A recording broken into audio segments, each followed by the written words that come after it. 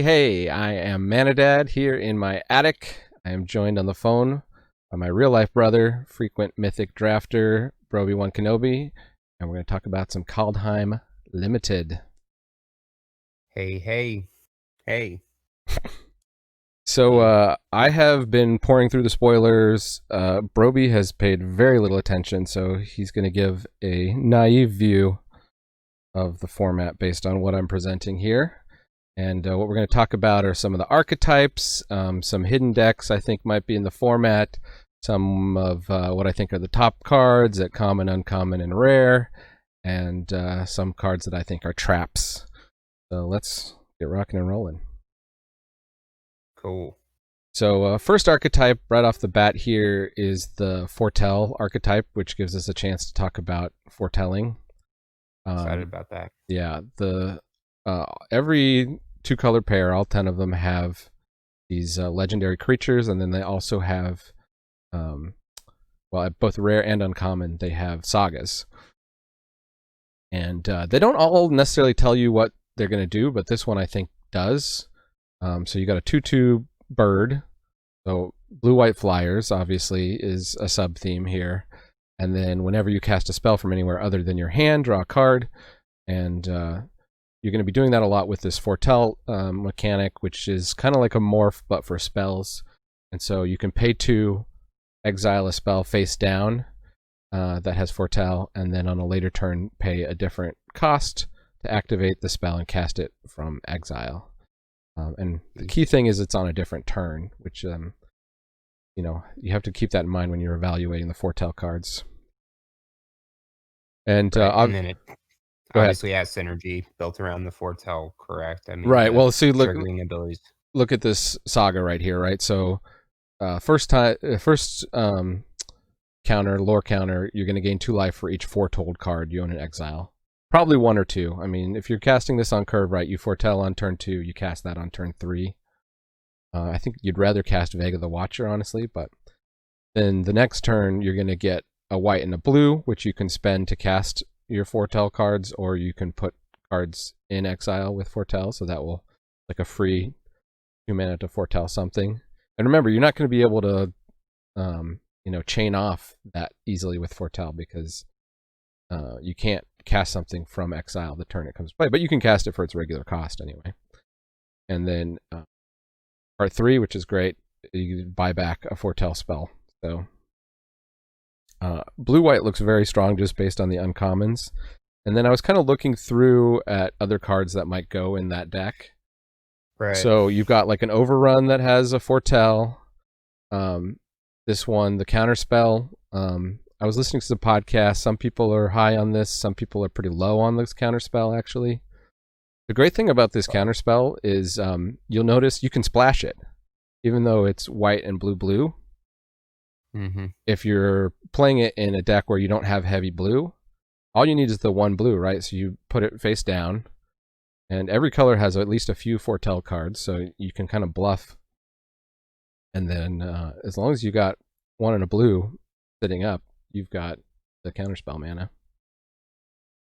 And then certainly would synergize more so with a blue-white control build of the foretell as I'm looking at these cards for a limited perspective. I didn't see that Nico's Defies Destiny as a great limited card when I was looking over it. I don't know what your thoughts on that were. I don't see it as a high pick uncommon. I would see that as maybe a card you'd see just given away in third packs mostly. That's the saga. Didn't look good to me. It looked really slow.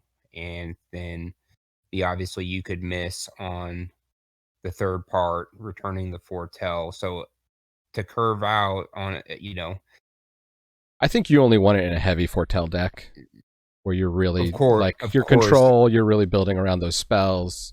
You're going to have a lot of these counter spells. You're going to have a lot of removal. It's barely uncommon power level, though, even at... You'll see some of these, like here, we can look at Shepherd of the Cosmos. Some of them are creatures, right? And so turn 2, you play it face down. Then turn 4, you've got a 3/3 flyer that returns a permanent card with converted mana cost 2 or less from your graveyard to the battlefield.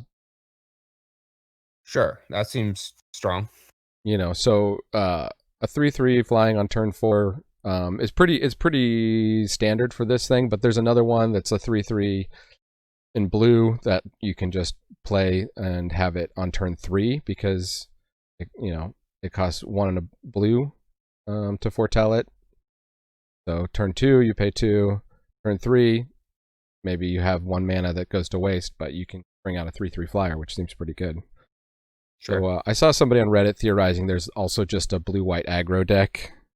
That's just a lot of cheap flyers.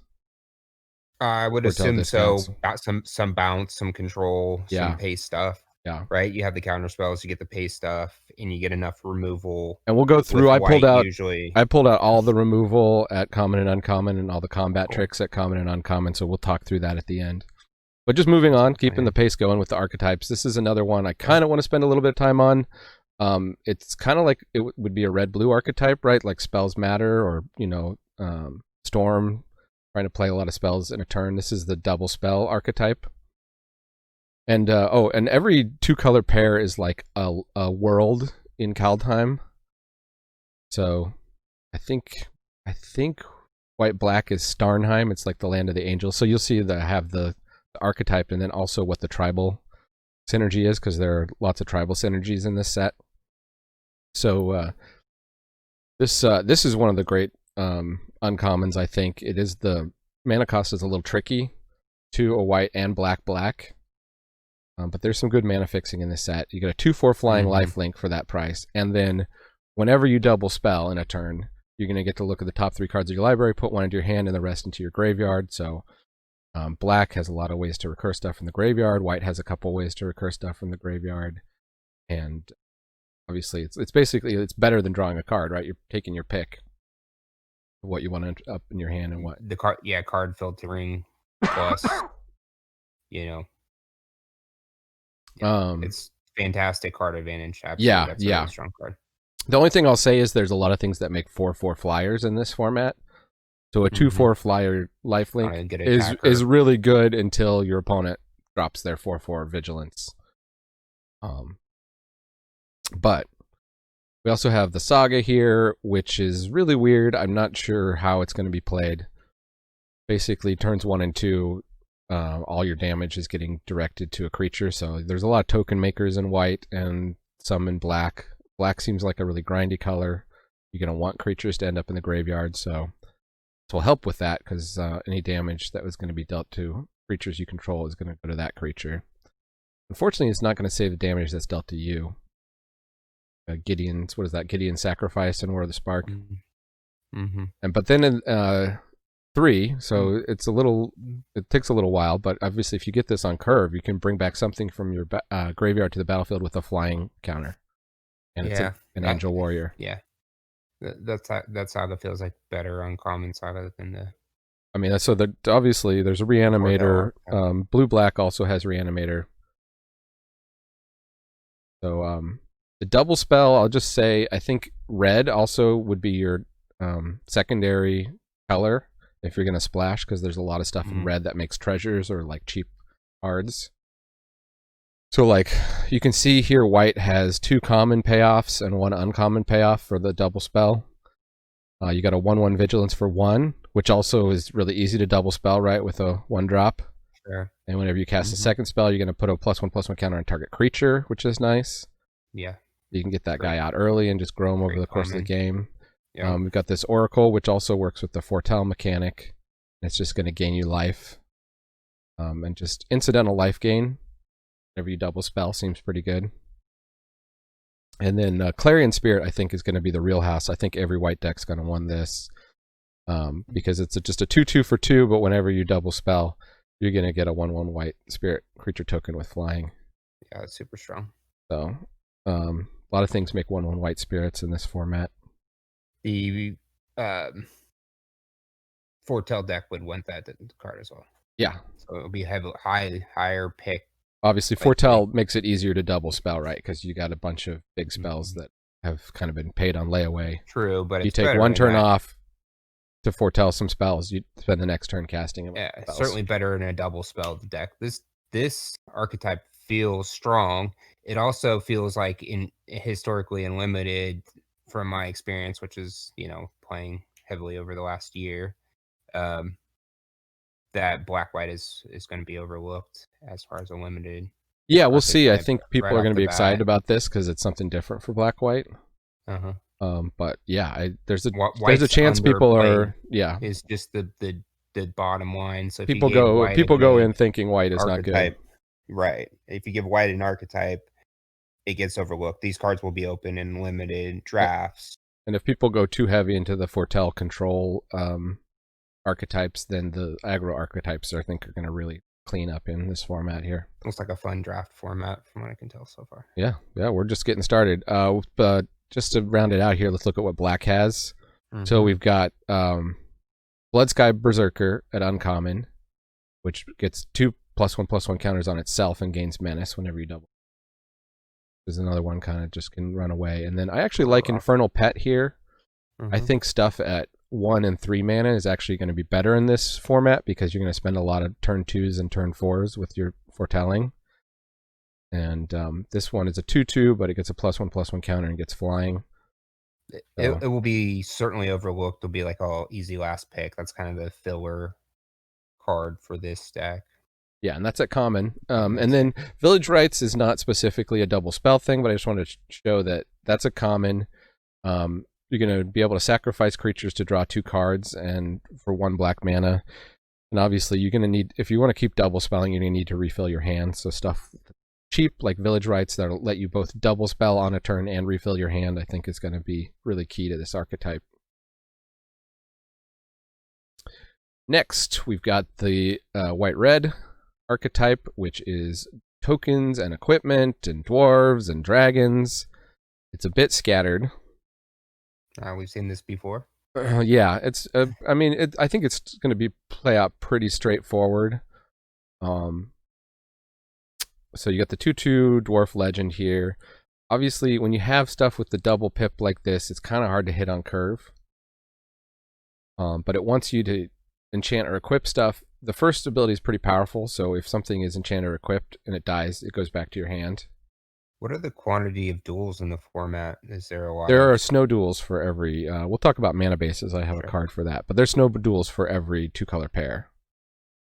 So, and you're going to be drafting snow, which we'll get to.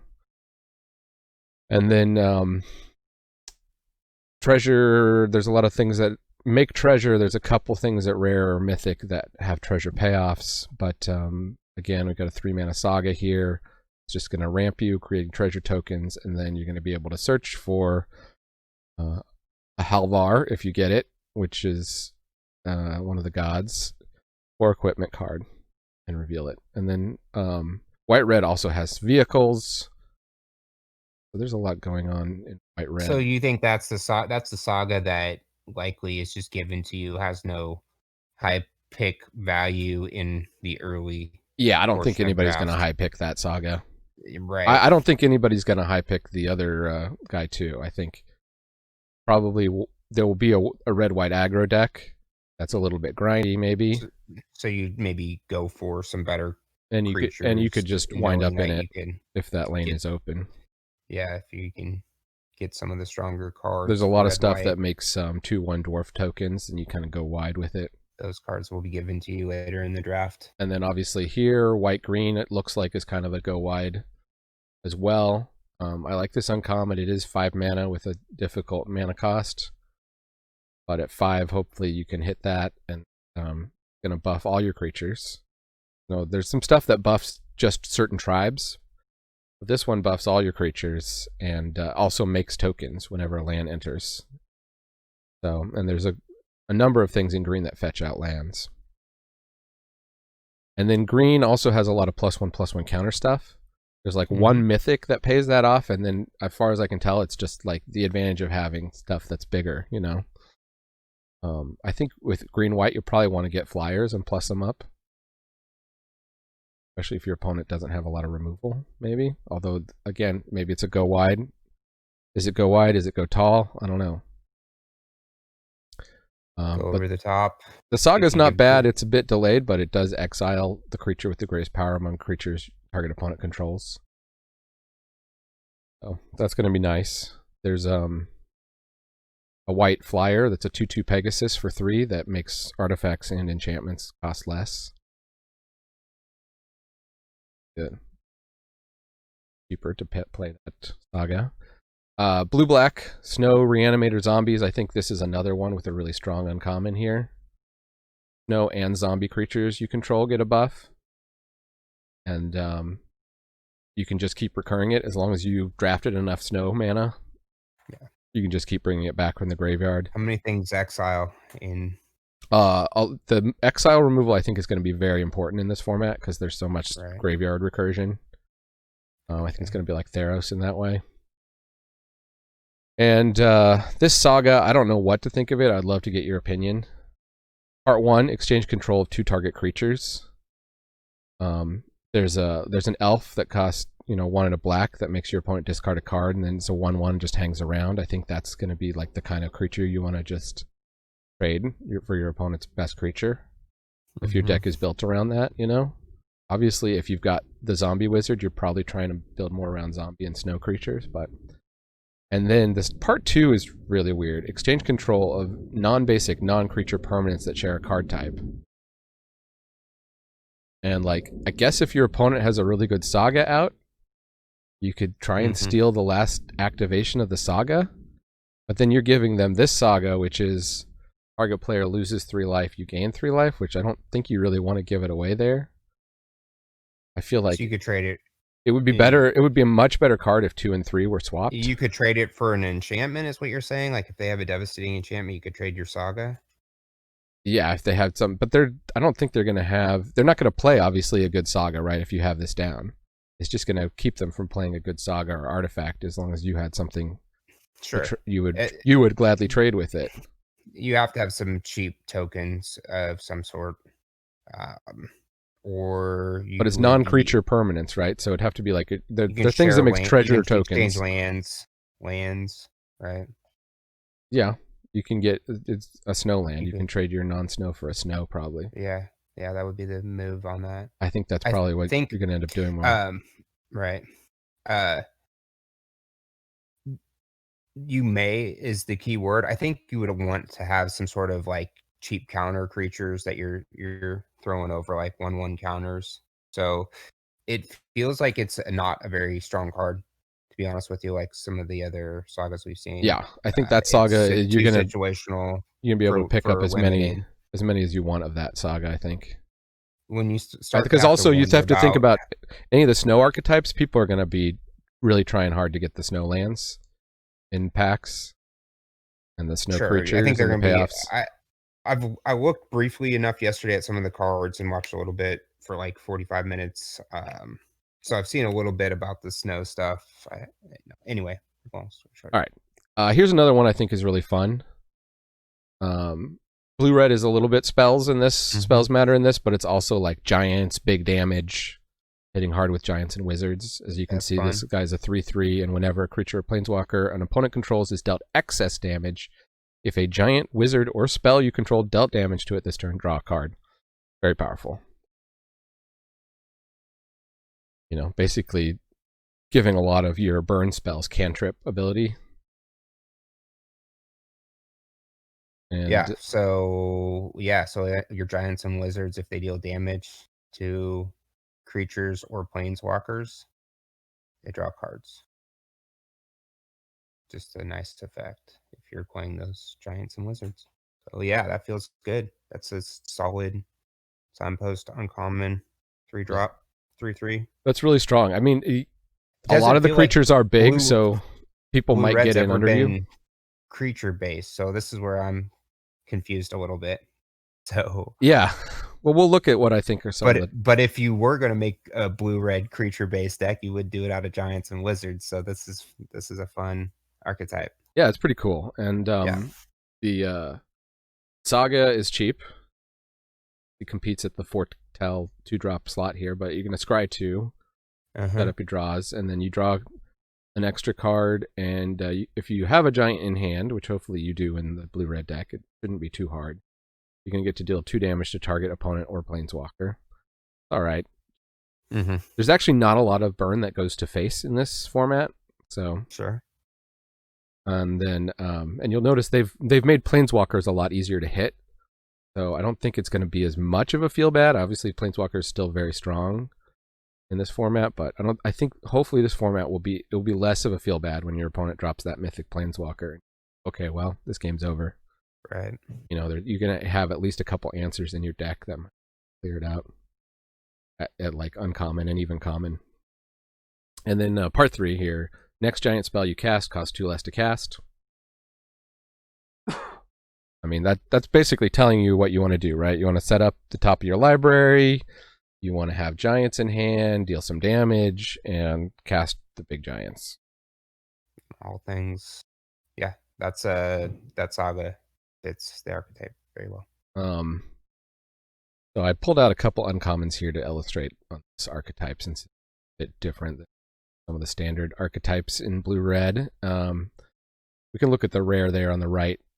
3/4. If a giant source you control would deal damage to a permanent player, it deals double that damage to that permanent or player instead. I think that's going to be a rare you'll be happy to get if you're in red. Big damage kind of aspect of it. And then yeah, it's also a rare that you'll probably see in third packs in pack 3, just getting passed around if people didn't go that route. A lot of the rares have the double pip, so there's not a lot of splashable rares. We'll kind of talk about that in my selective rares. So, yeah.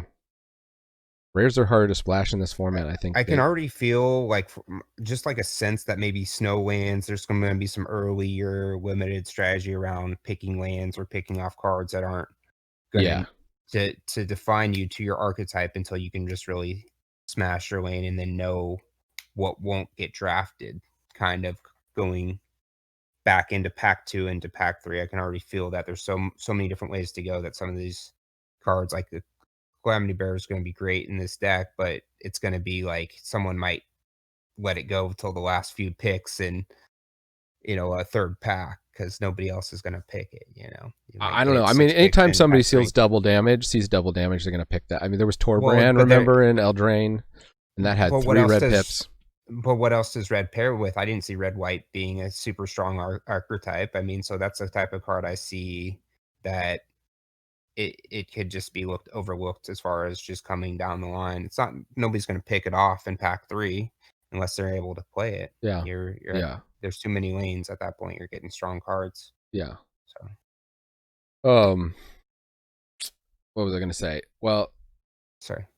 No, go ahead. That's fine. I'm just going to dive into Frostpire Arcanist here on the left. Sure. Costs 1 less to cast if you control a giant or wizard. So again, this seems right down the middle of the blue-red archetype here. And then it is a sort of a control thing, because if you look at this, you can get an instant or sorcery out of your library as long as it has the same name as one in your graveyard.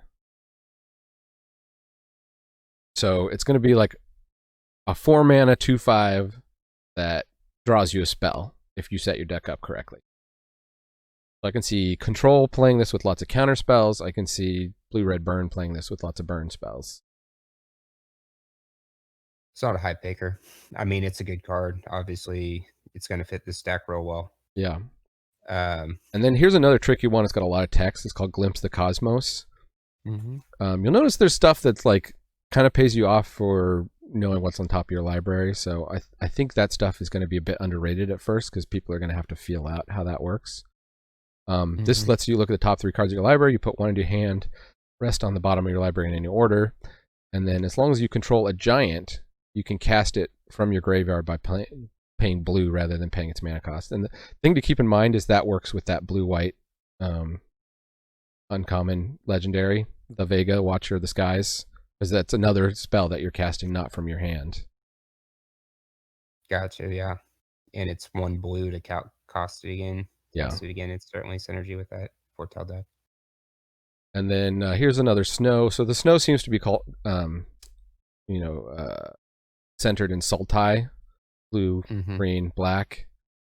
And we have another 5-mana card. I'm not really high on this. Blue-green is Shapeshifters and Changelings.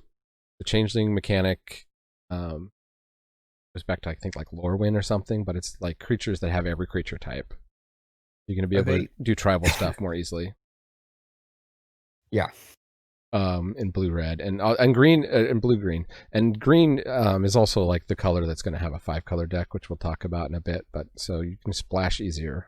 Right. There's that rare. I saw real briefly last night someone explaining the land, the green rare land that you would sack off that allows you to have access to all the colors.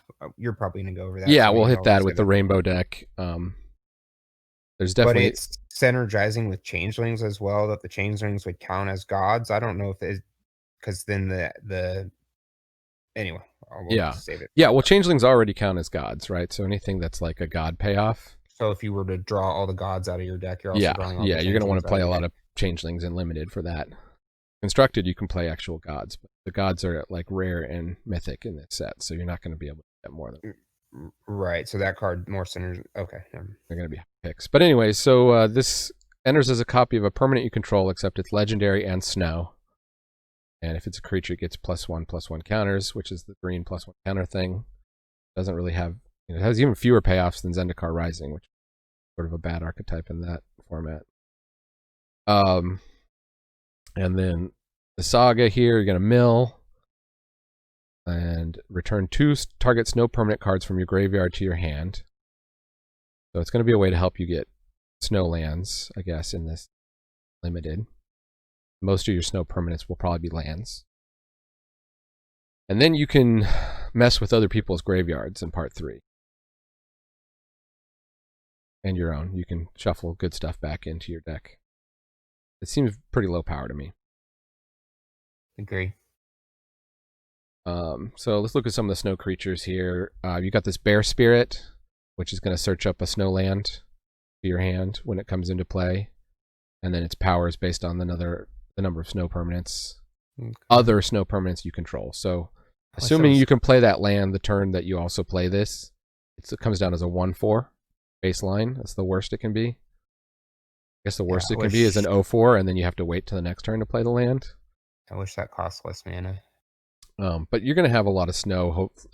So let's talk about snow. You didn't play Modern Horizons. Modern Horizons had a blue-green centered snow deck. And the strategy people did was they would first or second pick snow lands in the first pack and just hit really send strong signals to their left that they are in snow. And then if that worked, I mean, the snow really could only support 2 drafters in the pod max. Right. So if you staked out a claim to snow early, then packs 2 and 3, you get hooked up with all the snow stuff. Sure. Makes sense. So that was the strategy for snow in Modern Horizons. And it looks like it's going to be the same here. Last night. Right. Okay. I figured that much out last night because I'm more about the draft strategy than anything else, obviously.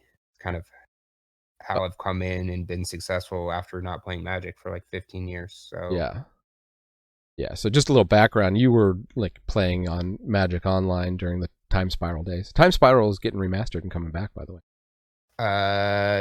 So I had the Ravnica Guild Pack Dissension run on Magic Online, where I was like a 1900 plus limited player. Yeah, you were high ELO then, and then you like me, you went out of the game for a while and then came back, and you came back stronger than I did last year, and then I cracked Mythic, top 50 Mythic in 3 weeks of playing Magic after not playing for since whenever that was, 2006 or 5. I say you have a good teacher because I helped I helped get you off the ground, and you quickly surpassed me. Play a lot, but I had the basics, and then obviously this type of stuff being out there is real fantastic to learning how to play Magic. This set seems really precisely designed for limited strategies too. As you it's can see. It's a limited set. I can tell you. Yeah. Look at the Boreal Outrider. This seems like pretty decent if you're in the snow deck, right? Because as long as you're spending snow on a creature, which you probably will be, it's going to get an extra +1/+1. And it's just a 3 mana 3/2, and it's a snow creature itself. And then there's this one, Frost Dogger. I think if you get really deep into snow, this could be kind of crazy. 1 and tap, look at the top card of your library. If it's a snow card, you can reveal it and put it into your hand. I don't think it's out of the question that you could have half snow cards in your deck. So this could be drawing you a card every other turn. Sure. Yeah, both of those cards look A 1/2 body is real not good. great, but No, but it's a good way to. I don't know what the 1-drop situation is like in snow, but there's a lot of 1/2s for 1. I don't think there's a lot of 2/1s. Like, I don't know. There's not a lot of stuff that punishes X1s in the format, but there are a lot of 1/2s. snow might be slow. It's probably weaknesses to aggro, right? I mean, it's certainly going to be a back end. It's certainly like a synergy thing, like level. trying to gather your snow permanents on the board, get Sure. effects. Each color has a snow sorcery, which gets a little more powerful with the amount of snow you spend on it, but cast it without snow. So there's a lot to be seen of like how that's actually going to shake out. Sure, I think you'll whiff on drafting snow sometimes. Yeah. And that you'll wind up with bad decks on, because if you've gone snow and you stay that lane and then all of a sudden you don't get the snow lands, or you never high picked them earlier, kind of took cards when you should have taken a snow land. You can also see what happened in Modern Horizons, right? I've been in pods in that where just nobody wanted to go into snow in pack 1, and I'm just getting past all these amazing snow cards. And so in the middle of pack 1, I switch into snow because it's clearly just open, you know? Sure. So I think that's probably the higher risk, maybe higher reward strategy, is like high picking the snow lands early. Yeah, I think how you described it earlier was perfect. You want to send the signal to the people close by that you're playing snow cards, and you kind of pick them off early. And so, the guys that way who are going to be passing to you in pack 3 are not going to be picking snow cards because they really didn't get any in pack 1, unless they accumulated some in pack 2. They're not, you have that way, and that's how you'll have to get snows. You'll have to high pick it in pack 1. You could maybe able to way off of it as in pack 2. I think that would be a little bit. You would still pick it high. Yeah. But you've only been able to send the signal one way. So that's the strategy on snow. There is a lot of strategy just in the draft format, because that's half the battle, is just getting just an overwhelming limited deck stacked with synergy. And that's what snow looks like, is that you'll have to get it to win, you'll have to have all the synergy pieces there and tons of snow cards. All right, let's look at black red. I think this is an archetype you are much better at than I am. You understand this kind of like grindy, trade off small creatures, get value out of sacrifice stuff. You when we play, you usually put me into these decks. And our legendary uncommon here is Carter, Doom Scourge. When it enters, until your next turn, creatures your opponent controlled attack each combat if able, and attack a player other than you if able, which is not relevant. And whenever an attacking creature dies, each opponent loses 1 life and you gain 1 life. Obviously, you're gonna hope to like have a board where you can eat some of their creatures and then crack back for a bunch with. Seems, again, really high risk, high reward kind of strategy. Because obviously sometimes you're going to play Carter and opponent was going to be attacking anyway, and you're not going to have blocks, or one's going to figure out a way to tap down their creatures, whatever. They're going to know it's coming too. Yeah. And then the Saga, you can sacrifice a creature. When you do, it deals 3 damage to any target. So 4 mana to deal 3. I mean, it can go face, so that's good, but you're going to lose a creature in the process. Each player discards a card, and symmetrical, but this is a grindy. All I can think of is it must be grindy, this color pair. They want each player to discard a card. And then you're going to be able to return a creature card from your graveyard to the battlefield with a +1/+1 counter on it. Haste. Okay. So again, another Reanimator Saga.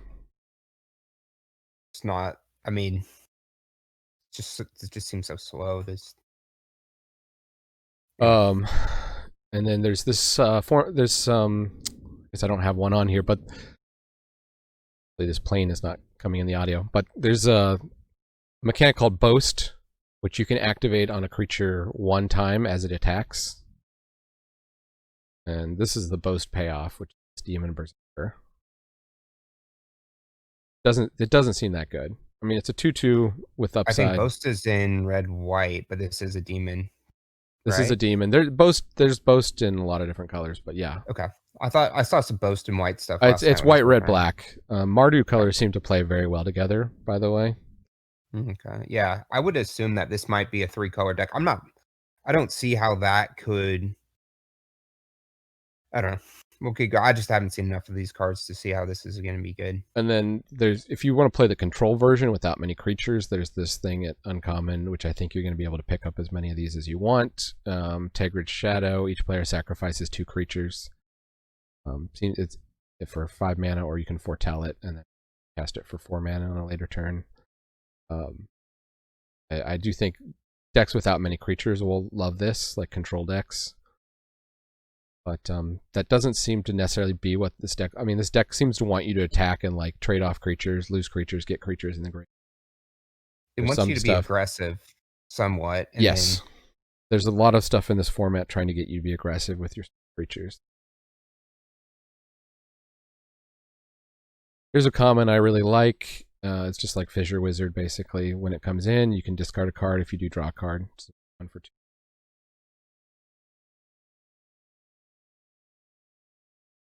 And here's another grindy one, the Elves. This one seems very well supported. There's lots of cards with elf synergies. And you got a 3/2 for 3 here. It's Menace, which is just solid body anyway. When it enters, you can look at the top 5 cards, reveal an elf, warrior, or Tyvar, which is the planeswalker card from among them, put it into your hand. If you're lucky enough to get it. I think a lot of people are going to be picking green-black elves early on. I think it's going to be an archetype a lot of people play. Does it have Frost lands energy as well and stuff? The elves. Snowland? Snowlands, I mean.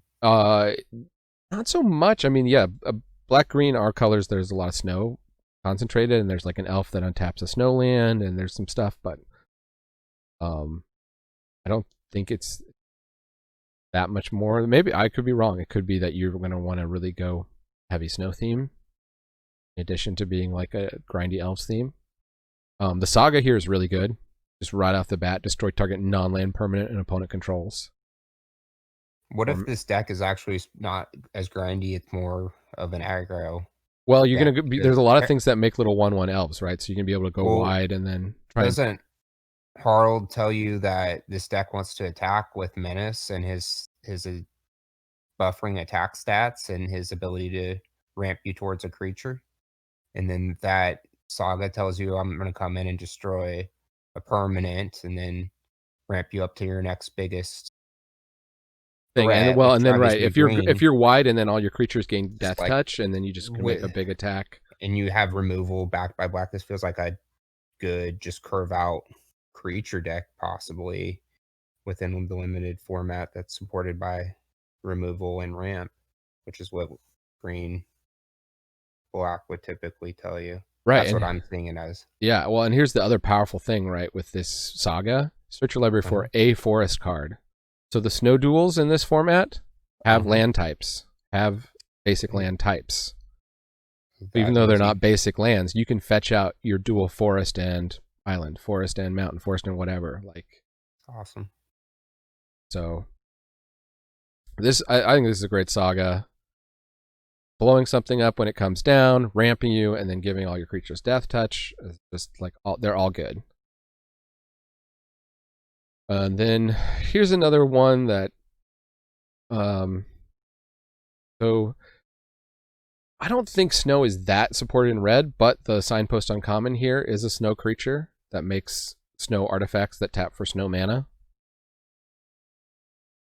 I think it's more about ramp, but I think they're trying to tell you in the signpost what they want out of the archetype. Usually. I think this is just looking through the cards, though. I didn't find a ton of support for that. It's more about going big. There's actually at least one rare that wants you to be a land destruction deck, which is kind of cool. It's more of a build around. But I thought it was funny that they made Trolls the land destruction Yeah, format. so the very little I've seen of this format was last night. I threw Twitch up and saw Mr. Metronome draft a green-red snow deck that he wasn't happy with because he didn't get enough snow. Mm-hmm. And I kind of saw the third pack. This is kind of, he had a green-red snow deck. Yeah. So I don't think it's that strong. It does. I mean, he, I think there will be did, ways to build it strong. This might be another one that's open. I didn't see his whole draft, but I don't think he was happy with the deck. I don't think it came out that strong, and part of that would have been he didn't get enough snow, and then also part of that may be just the power level here. Yeah, I mean, I don't think there's a ton of payoffs, right? Like you can ramp, and obviously this has a payoff on it, which is nice. So if you can get up to 8 mana, you can look at the top 4 cards of your library and cast a spell without paying its mana cost. So again, just want to play stuff that's big CMC, but there's just not a ton of big CMC stuff that I would want to play anyway. Right. Obviously, a lot of giants in red, and green has some big stomper creatures. But you got all your fight spells, you got all your red removal, so you have those things that back it typically on an aggro. The Saga has a fight spell. It has the ramp, and you're going to put up. Obviously, you'd probably rather have this in the opposite order, right? You'd rather ramp, and put +1/+1 counters before you fight, maybe. But sure. I guess it's good to have the fight. It's good to have the removal right off the bat too. Right, for cheap. It's a good saga. And then you want to get to the late game is what that part 3 is telling me. You gain life equal to the greatest power among creatures you can. I think they gave this archetype a better saga, obviously. So to come in and did stuff like that, that saga's good. All right, so we've talked a lot about snow already, so we'll just burn through this. But I think here's the Sultai God. That one side is this 3/3 creature that whenever it attacks, you untap each snow permanent you control, so you get a lot of mana advantage or things out of it. And then on the other side is a legendary snow artifact, which honestly seems a little more powerful to me, depending on what the board state is here. Tap, play a snow permanent from your graveyard. And there's tap, but like you can just recur stuff all day with that other side. And then every color, not just the Sultai colors, has a snow sorcery. Here's the one for red, and they're rare. But this deals 4 damage to target creature or planeswalker, and then you add colorless for each snow spent to cast the spell. And obviously that color counts as a snow source. That's from a snow sorcery. So that's, I guess, maybe the green-red deck wants that the most, as it's removal plus ramp. Well, how much snow would you get off of that? Can you fill in the gaps on what that would look like? Well, let's say you spend 2 snow mana to cast Tundra Fumarole, so you're going to get really, going to rebate you 2 colorless mana. Unfortunately, it's colorless. Right. I wish it rebated you at least red or something, because then you have a much better chance of double spelling.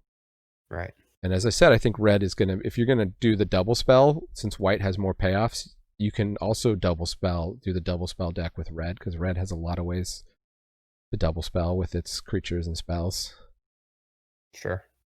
But then some of the other red archetypes, like the blue-red giants or the red-green trolls, are bigger mana. I think aren't spell thing. So here's the rainbow thing. Here's what we talked about. Rainbow gods and snow. World tree. Yeah. World tree taps for a green, and then if you have 6 or more lands, all the lands tap for mana of any color. Right, which the world tree supports, and then you grab all the changelings. And then if you can ramp enough, search your library for any number of god cards, put them on the battlefield, shuffle your library. I don't think it's actually like strong in a spike sense. I think, that's going to be an achievement unlocked. When you get bored with the format, you're going to try to pop off the world tree. Yeah. You're talking about 11 mana, right? Because you can't use mana from the world tree itself.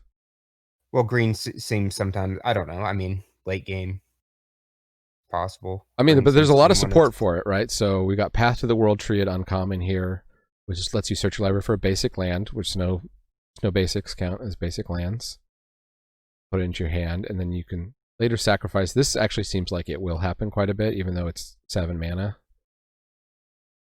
You can sacrifice it, gain 2 life, draw 2 cards, target opponent loses 2 life, it deals 2 damage to up to 1 target creature, and you create a 2/2 green bear. Sweet. So I like it. It's something to do if you've ramped out all your colors. There's obviously this mythic god here that's Prismatic Bridge, which is cost Wooburg. On the other side, it taps for a mana of any color. Makes all your legendary creatures tap for a mana of any color. So if you open up that in a pack and you just decide you're going to have color deck, and there's that. There's at common, there's this aura that turns a land into a snow land. You actually tap for 2 snow mana, one of which is any color that you want. And then at uncommon, there's this replicating ring, which is a 3 mana taps for mana of any color, which is also snow mana. And then if you can survive to the late game, it turns into 8 versions of itself. So that's going to be the way to pop off Path to the World Tree or the World Tree more easily. Yeah, that's awesome. And it's really cool if you know the Norse mythology. There was Odin or somebody had a ring that like drip drops every night that were copies of itself. I don't know what that's referencing. And they've tied it in nicely. I think. Rainbow deck. Okay, so that's gonna be a fun deck. People are gonna want to draft that. That's a fun deck. Here's another one people are going to draft. I think it's actually a trap deck. But there's this uncommon. It's a 1/3 Death Touch, which is a really solid pickup anyway. Right, 1/3 Death Touch. And whenever a creature you control with Death Touch deals combat damage to a player, that player gets 2 poison counters. Oh, that one kill you by poison counters. And so you just need to get through with 5 Death Touch hits with this guy out game. Which, elves go very wide. There's the Saga up there in the corner that we already looked at, Binding of the Old Gods, that gives all your creatures Death Touch at the end. There's this rare guy, Elvish War Master. For 7 mana, elves you control get +2/+2 and gain Death Touch. Yep, the Saga. There's this nice Foretell, Angel Cleric in black that has Flying, Death Touch, and Haste. I think is going to be pretty decent. How many Finns do you have to make that deck viable? I think you'd want at least 2 to 3. But he's a legendary creature, so you're not going to be able to have it out. Yeah, I mean, people will remove it, right? If they see they're about to die to poison counter. The deck's I think this is going to be a meme deck. I think a lot of people are going to try to put this deck together. I think it's going to be a lot harder to kill people with poison than they think. I think the reason they brought back poison counters is because they knew that we weren't going to... I mean, maybe there's a future set that's going to use poison counters, but I don't think this is really super supporting that. So I personally think trying to build the Death Touch poison deck is a bit of a trap, but I do think you can do it with these cards. Give it a try. So some of the making you sack off the sacking opponent's creatures makes a little bit more sense with the Death Touch stuff. Mm-hmm. That maybe your idea is you're kind of keeping their board clear and then you're able to get through with your Death Touch. Yeah. And you're maybe able to make some trades. Trade up. The Death Touch always trades up. They're going to have a hard time. It's really going to be a stalled deck. And then it's going to stall a lot of games out. So then it has to do with how would you then make a move and get their board clear, open, and get through a bunch of Death Touch damage. If you've gone wide and you got Binding of the Old Gods out, and it gets to part 3, and then you drop Finn that turn, and you're going to hit them with... Everything has Death Touch. 5/1/1s there's 5/1/1s they can't block, then you got to win. Yeah, that's the win con. Okay. So it's a total synergy with Binding of the Old Gods and Finn is the combo. The rest of having the Death Touch creatures and mass isn't actually, you'll have those in your deck, but that's not your deck. Your deck is really built on those 2 uncommons coming together. Yeah. That's a cool deck. I mean, and you being wide, it's a cool deck. But here's another deck I think people will try to build. I think it's a trap. I don't think it's very well supported, but everybody wants to try to do with the mill deck. Does the format have mill? This is what I was able to come up with for that. You got this rare god on one side is a vehicle that when it hits people, they exile that many cards from the top of their library. You can play lands from among them. So that's like the repeated source of mill in the format. That one thing at rare. A 3/3 vehicle. Not good. You could also try and loop some of these creatures that mill when they enter the battlefield with stuff that brings creatures back. So you got this Dragger Thought Thief, where you get to look at top card of a player's library. I think usually you'll be using it to look at your own library, but you could, if you're doing this, you could mill your opponent 1. And then there's this Koma's Faithful, which mills each player for 3 cards. So it's like you would even want to start out the game with like more than 40 cards, maybe, if you're trying to do this. There is not a mill deck here. There'd be reverse mill. Yeah, there's a lot of reverse mill.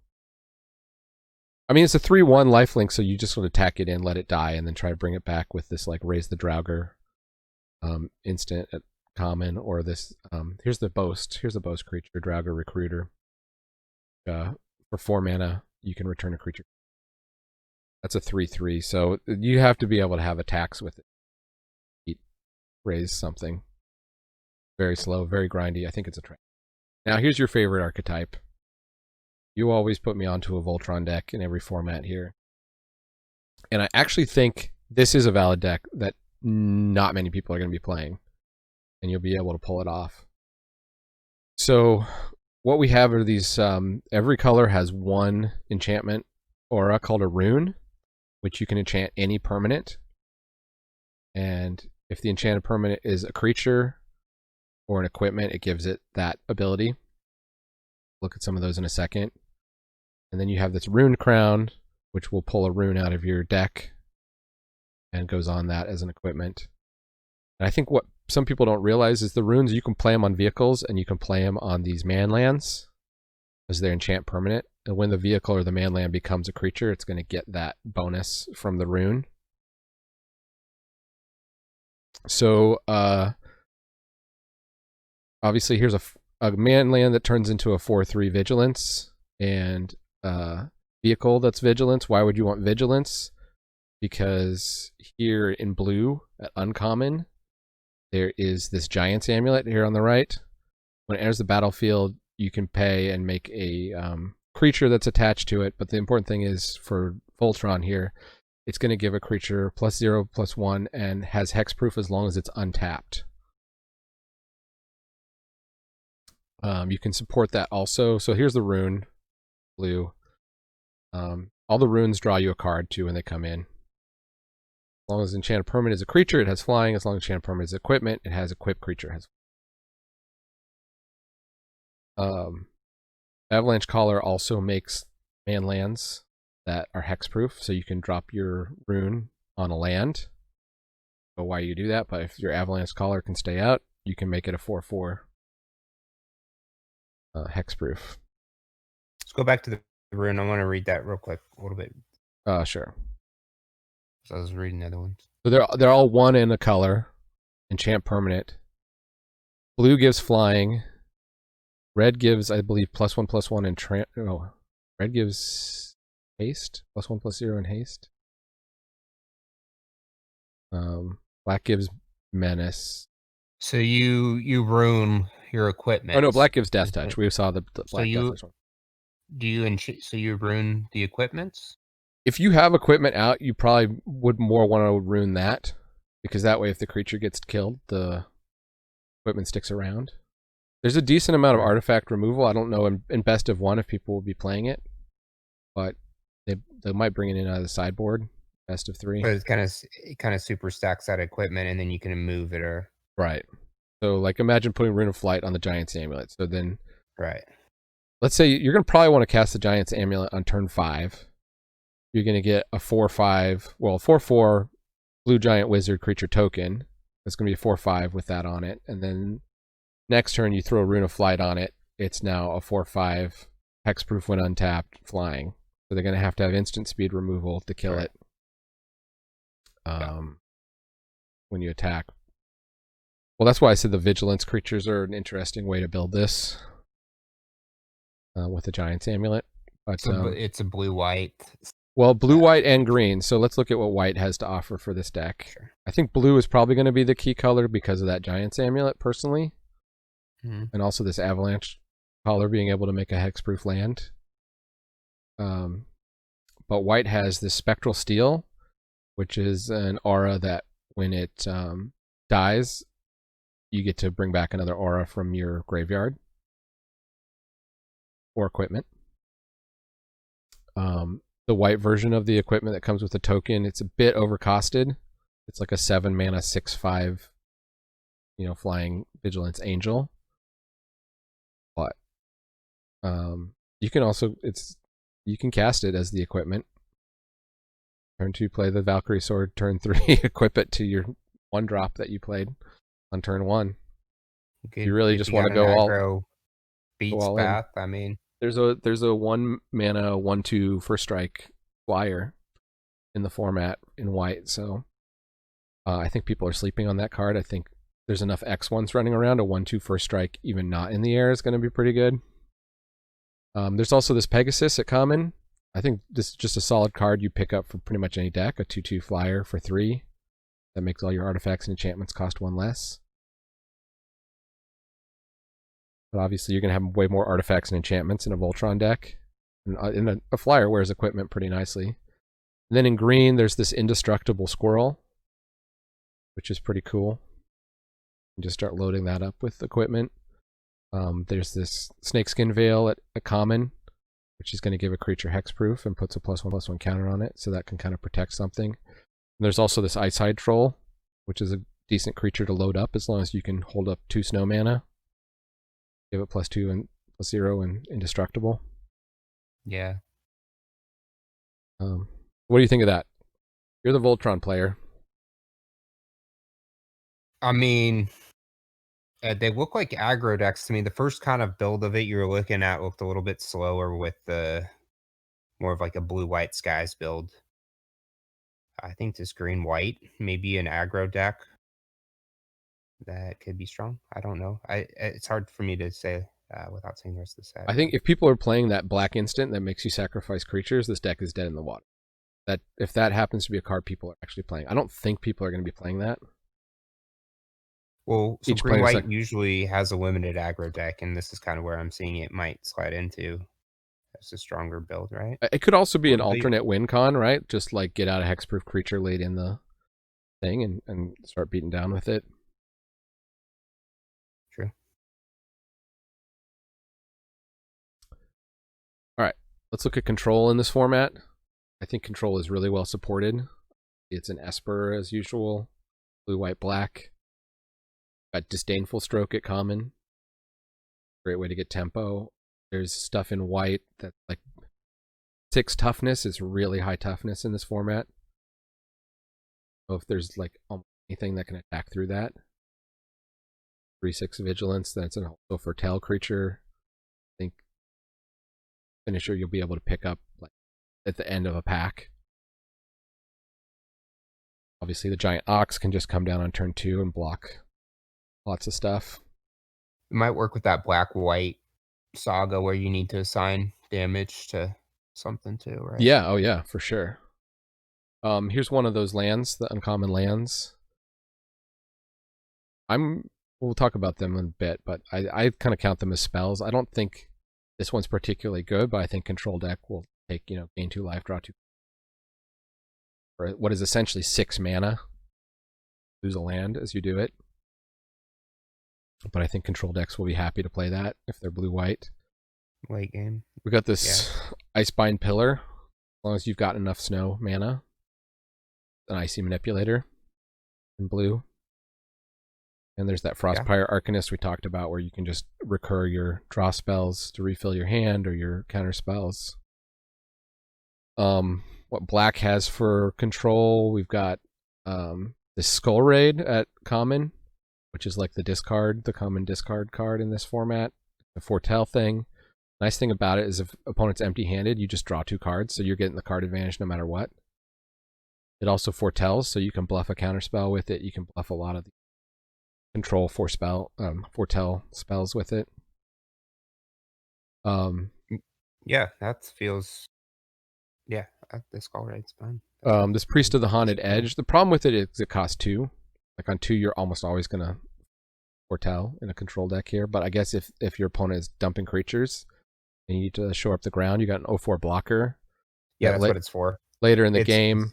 It's a control deck card that's like a late game removal. Yeah, exactly. So obviously you're going to want to try to get some snow lands if you're playing these, but if you do, just at some point you just trade it out for a 3/3 or something. It also works that black-white double spells sort of cheap if you. I don't think that's a snow deck, but then more the green black. Yeah, I mean, I think this is a control card. It's not aggro. Sure. It's going to get you card advantage. And then there's this enchantment, which I think a lot of people think is pretty bad. Beginning of your end step, each opponent loses 1 life, you gain 1 life. There aren't really life gain payoffs. There's like an artifact that lets you draw cards when you gain enough life, but in a control deck, you drop this on turn 8 or something, and just sit there with super card advantage and keep the board clear and win with it, I guess. Yeah, I mean, we've seen those sort of type of cards. What was the Orzhov one we had every turn? They're annoying. Yeah. Not that card without any other ability attached to it isn't strong. So I think black is grindy. I think that's why they have it in there. It seems like with Sanctum of Stone Fangs, wasn't that just a 3-drop? Yeah, that's more the sweet spot, especially in this format. 4 mana, like you could double foretell instead, but better maybe if it had flash or something. It's in a control build of some sorts. I'm sure it's in the black-white deck. I'm guessing. There's a ton of life gain in this set, but as far as I can tell, it's just a build around for this 1 rare here. 2/4 flying for 3, which is pretty good. You're gonna probably first pick that a lot of time, and whenever an angel or cleric enters the battlefield under your control, you gain life, toughness. As long as you have at least 7 more life than your life total creatures you can do. Gravy. There's Revitalize, which is good for the double spelling in white and black. Kind of just seems like a sub-theme. I don't think a dedicated life gain deck is. Though that's just really a tempo for what that deck wants to do. That's probably a really good card. Or not, I wouldn't say good card, but it's a card you play in that deck. So here's what white has at removal for common and uncommon. The good one, I think, is this Bound in Gold. Like a 3 mana pacifism that also prevents them from activating abilities or crewing vehicles. Yeah, solid common. They still activate mana abilities. That's pretty good. Obviously black has a lot of ways to sacrifice creatures, so you wish it was better there. There's this Iron Verdict, which is a foretell kill spell. Pretty standard for white. Target tap creature. We kind of looked at all the vigilance creatures there in the Vulture. Not too many. So this will kill most things. There's not a lot of stuff that's obviously. I called out the stuff that was 6 toughness. It's through this card. Almost everything else dies to this. Good. Those are both at common. Those are pretty good, I think. Obviously, it would be great if white had a little more than that at common. And then there's this card. I don't know if you've heard anything about this card. This card has been causing a lot of controversy. Divine Gambit. Last night, I did. It's one of the few cards I saw last night. So it's exile, artifact, creature, or enchantment. Sounds great, right? That player may put a permanent card from their hand onto the battlefield. It's situational removal. So that's it's only you can't do it on your own thing, or obviously it's artifact, creature, enchantment, opponent. They have to be like low on cards in hand. Exactly. And then at that you're risking that they drop a big mythic, a big rare, or they're out of cards in hand. Right. And it can't hit a planeswalker, so that you take that out. Yeah. So if it had planeswalker removal, it would be main deckable. It's a sideboard card. It's likely maybe makes sideboard in some sort of constructed. I think control decks might want it, right? Because they're going to try to get to the late game. They might be willing. Really wants it. Yeah, it's possible. I mean, I don't know why they printed it. It's also white. Like make it 1 white. Like it's a sideboard card for something constructed. I don't think you need to overlook that. When you see a double pip removal, that's what it. I don't play constructed, but it didn't feel like it's a limited inclusion. That's what I can say. Okay, let's look at blue here. Another controversial one here at common, Raven form. Mm-hmm. Exile target artifact or creature. They get a 1/1 bluebird token with flying. And it also foretells. Sorcery speed. I think this is really good. I wouldn't go as far as saying really good. It's better than Kasmina's Transmutation, is what a lot of people are comparing it to. Like the enchantment that makes something a base 1/1 with no abilities. Right. Obviously, they're getting a 1/1 with flying, which is pretty good. I can chump block basically anything, and might also, if you Yeah, don't have flyers in the air to block it, it can you're start low chipping and in wide. damage. It can. But You're trying to stabilize. I think exiling something, and the fact that there's so much +1/+1 counter stuff running around here, and Kasmina's transmutation was really bad in War of the Spark because of that. That making, the zombie army of +1 with all the +1 counters actually made it bigger, 1/1 base. So I think Raven form is pretty decent. 3 mana, right on the edge here. It's middling. It's a middle of the pack pick. It's a middling removal. And then Spell to me, I feel like probably the blue decks, if you're in blue white foretell deck or this blue black deck that we've looked at, I think you probably have stronger cards since it would get cut a lot of times. Find the Including, Monster is like Blue Swords to Plowshares. I think this card is ridiculously good. 1 mana, enchant creature. It deals damage to you equal to its power, and then it just doesn't untap.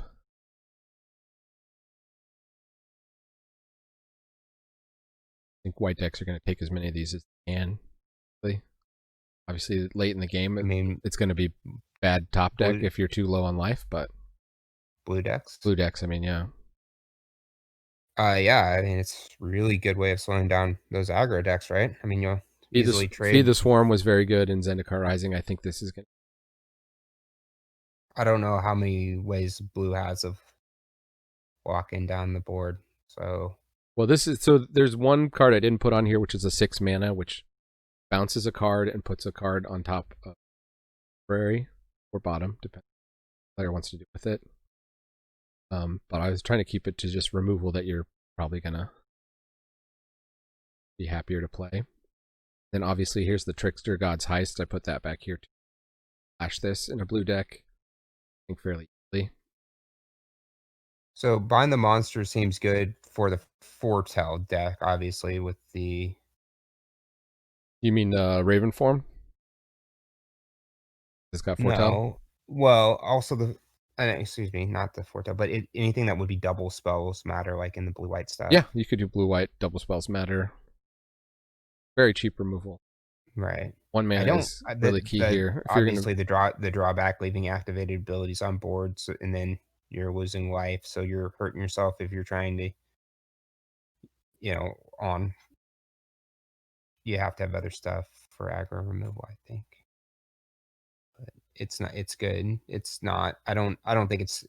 I think it's equivalent to Raven form. I don't think it's like excellent common status. I think it's good, but not. Let's look at black. Black obviously has a lot of removal. There's this Way Down, which is a sorcery. You have to exile a creature card from your graveyard to be able to play it. Oh, that feels fun. But it gives a creature -3/-3. Yeah. These black-red decks have plenty of stuff in the graveyard. Right? Yeah, they're as I said, I think black-red or any of the black stuff really is like trying to get creatures in your graveyard.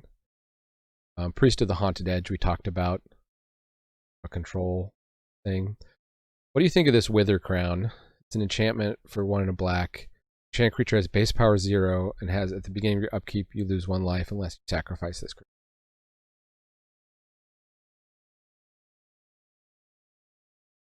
No, I mean, I don't think that's really.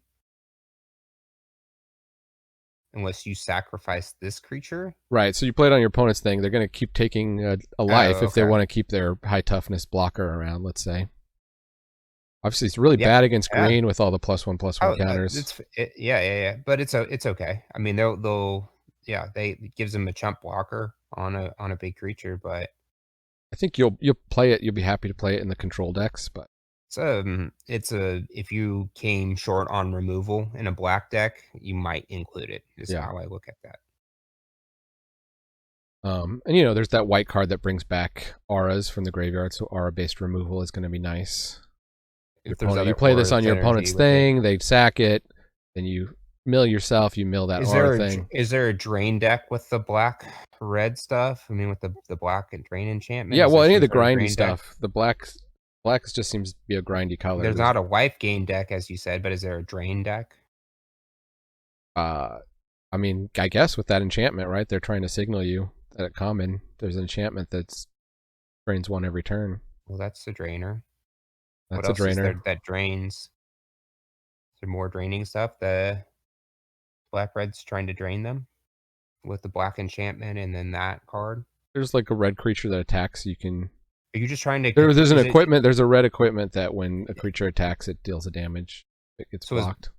So black red is essentially just to control drain deck. As Wes, I think I was pegging it more as an aggro version, or is there 2 versions of the deck that you've seen looking through the card pool? Because some of these decks are split. Black red, as I said, is one of the more perplexing ones to me. I just kind of calling it grindy. Like, I think it's just like trade off creatures, try to run your opponent out of resources, make them discard. Yeah, it's a drain deck though, right? It's right. A Yeah. Drain, discard. Just get to the mid or late game. Just grind people down. But I think its win con is drain. Yeah, I mean, if the board stalls, right, you're gonna be happy. Well, the to board's have always going to stall it. It has no creature. Like, are you going to attack them? Or are you going to make them draw out of their cards? Or are you going to? Does it have all the stuff that supports just to drain them off these enchantments and other direct damage cards and kind of filter through enough damage through the various sources that you win? That's what the drain deck does. I think that's what it is. There's these 2 splashable sagas we already talked about. Have some removal on it, and then the common and the uncommon just destroy. This common is actually exile creature or planeswalker. So that's going to be one of the top commons. So it's double black. Doesn't matter. The uncommon one, it'll be easier for you to splash because it foretells. It actually pays you off. You get to scry 2 if you. Yeah, and it's at instant speed if you didn't foretell. Yeah. Yeah. So. Yeah, I mean, ooh, good. Yeah. Good uncommon black removal. Red also has a pretty healthy removal suite here. We got this giant wizard, which is a little bit variable. When it enters, it deals X damage to any target where X is the greatest number of creatures you control that have a creature type in common. You'll probably have another giant or wizard at least. So it's probably a, 4 mana, 4/2 kills an X2, which there are a lot in this form. Frostbite, a common. It's just a shock. It can't go face, but if you control 3 or more snow permanents, it's going to deal 3. So that's the main reason actually to pick up Snow Mountains, as far as I can tell, is because of these frostbites, just to get that extra point of damage. That green-red snow deck once. Yeah. This one's interesting. Provoke the Trolls. Deal 3 damage to any target. If a creature is dealt damage this way, it gets +5/+0 until end of turn. So you have a lot of 4 toughness creatures, obviously, in like red and green, and other colors too. But it can be a pump spell like Finisher, or it can be a Lightning Bolt. 4 mana though. Yeah, it's instant speed, so it just seems like that's really kind of. I mean, that's fine, but it wanted it to be 3 mana. Yeah. I mean, especially at an uncommon. Uncommon. They like it probably teetered on the line, and I think it's a 3 CMC card is what it should be. Here's one at common that I think is actually really good. It's called Squash. If you control a giant, it's only going to cost you 2 and deals 6 damage. Big damage in this format. That's going to kill almost anything. It's like a freebie for the Giants deck too, because the other decks aren't going to want to play it. Well, you got Shapeshifters running all over green. Okay. Those are all giants. Green and blue, probably. I mean, giants are already there in green and blue, or in red and blue. But yeah, you're in red, right? I don't think it's going to be that hard to find a giant. Yeah. And get it out before you want to. That's a big kill spell. You're probably not going to be trying to cast it. Well, it feels weak when it's sitting next to like that demon bolt. Like when you have cards that are going to kill most everything you want at 4 toughness. Demon bolt's going to be the premium common here for red, I think. Yeah, of course. Looks like it. And then the last one is this Crush the Weak, which actually I think is going to be underrated here. Mm-hmm. Deals 2 damage to each creature, and it causes the creatures that die to exile. It works with foretell synergies if you have Sure. those. I don't think you need to play it foretell at all, honestly. I just think that there's so many like go wide small token decks here. It's going to be What pretty did good. you say the third color was on the foretell that you thought was red?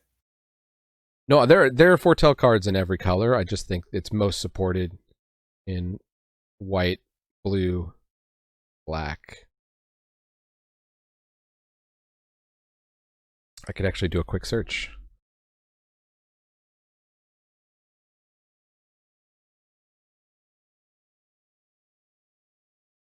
Talk amongst yourselves.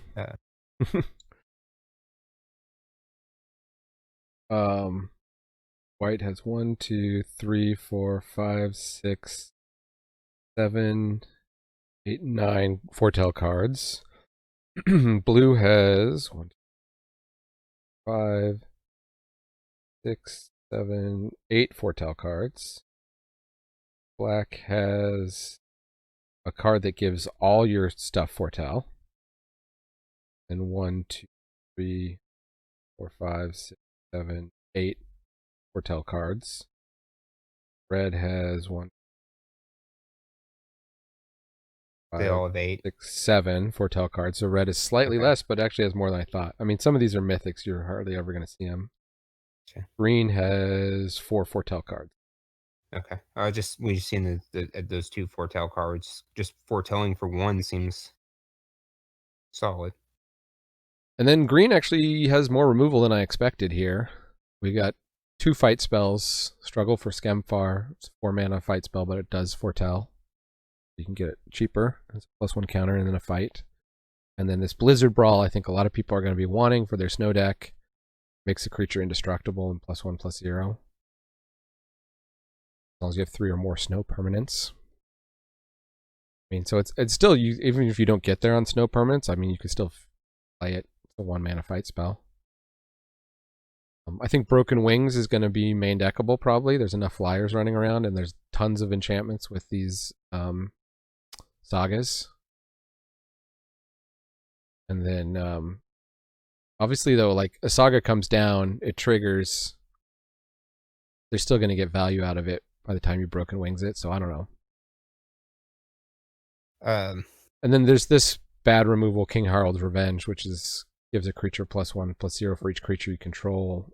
Trample, which is kind of also a finisher, I guess, if you're going to go wide. But that creature must be blocked, so you can use it kind of as a kill. And then obviously this Binding of the Old Gods. You don't get to choose what blocks it, so I don't think you look at it like a removal, right? I think in some situations it's going to give you a can't favorable. Say target creature must block.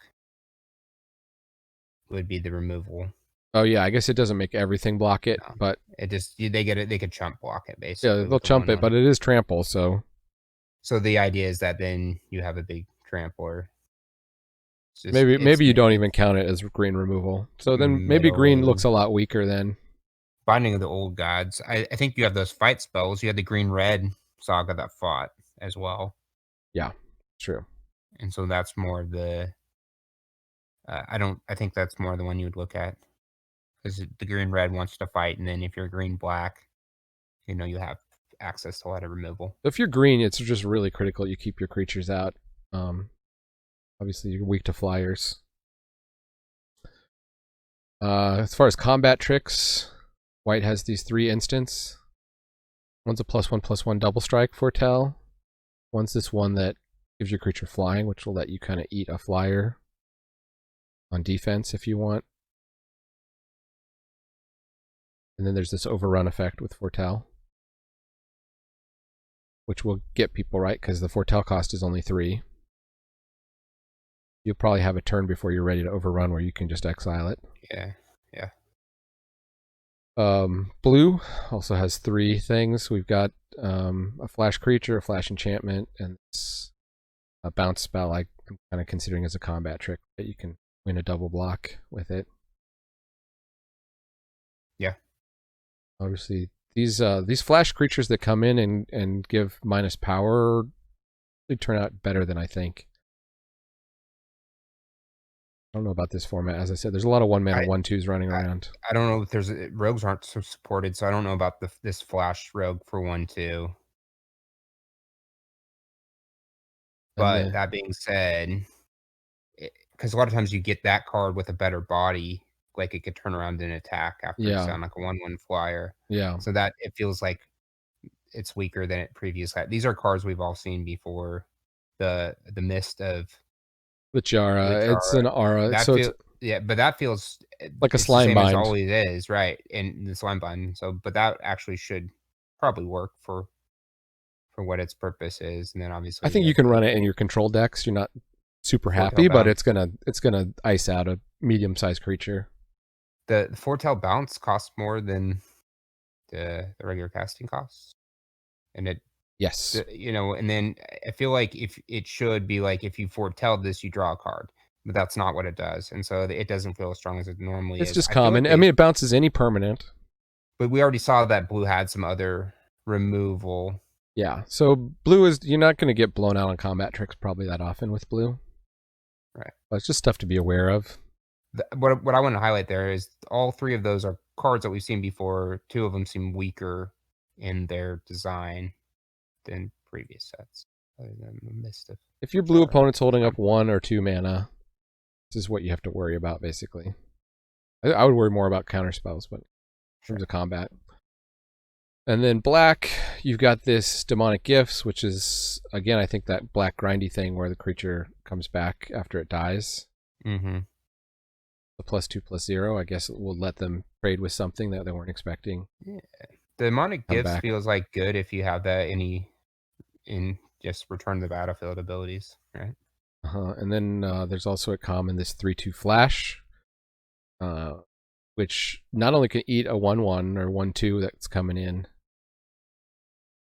When it enters the battlefield, you can destroy a creature that was dealt damage this turn. We've seen that effect before in black. Mm-hmm. The key thing is if you foretell this, you're not going to be able to cast it that turn, so you got to be careful to foretell it on a turn where you don't want that ability. Well, you do it on your second main phase. You foretell it after you already had your combat because you didn't have a. But that being said, I feel like that's a good way to set that card up because usually you're paying a bunch of money and you're losing a turn to kill a creature and you're getting a body and you're okay with that. Yeah. On this sense, you have that play set up for less mana. Yeah.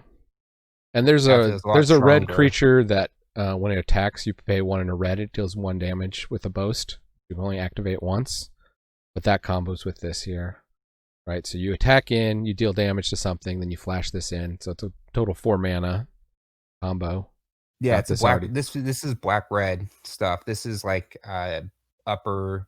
These are your cards that you want. I think the Jarl's a card you want in that black red deck, right? Any of these things that are combat tricks and creatures, I think, are better.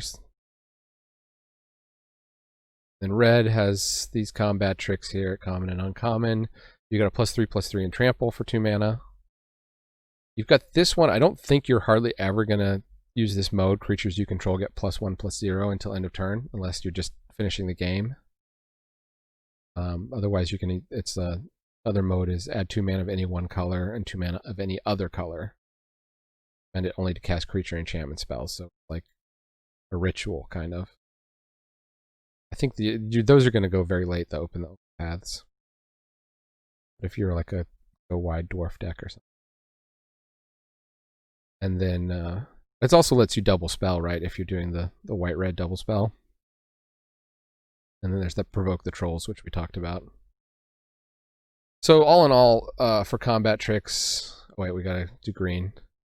Green has the +1/+1 hexproof that we talked about, and then there's this foretell one, which is a +4/+4. And this one seems pretty good. I think people will be main decking this Mammoth Growth. Mammoth Growth. +4/+4 is going to let you win basically any combat. That might be green's best removal spell, really. Yeah, they didn't give. And if you have extra mana to lay it away, then it's coming down for the cost of a giant growth. Yeah. There's not a lot of toughness in this format. +4/+4 is going to win and beat a lot of creatures. So as green should have the best combat trick. But yeah, anyways, combat tricks, I don't think they're going to be a huge factor in this format, but just if you like to know the combat tricks, there they are. And then mana bases, we talked about this pretty much already.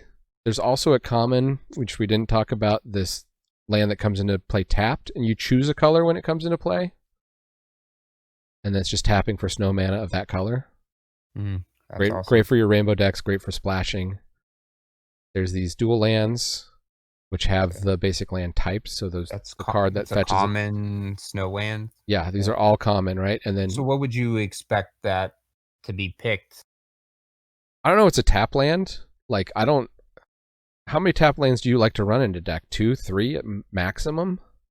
There's like definite diminishing returns, right? If your deck is too filled with tap lands. All right, so you open up, or you're in the first 3 picks of a pack. Don't you think that card is pick one, pack one? You could within the first few picks of a pack. It's defensible. There's enough snow. Limited. There's enough snow payoffs. You're gonna run it in any deck that needs snow. Well, it's gonna fit on any deck as far as helping your mana base as well. And it's gonna help your mana base. I mean, there's lots of times you need that second pip to play something. I think a lot of these. As many routes as you can go, you can higher value a card like that early. These sagas are you're gonna want to be able to produce the right pips. Sure. So I think it's good. I think it's really good. I don't know it doesn't where exactly you pick it. Bad turn one for me. I might pick it over. I'd probably pick snow-covered forest and snow-covered island, and then that maybe. Okay.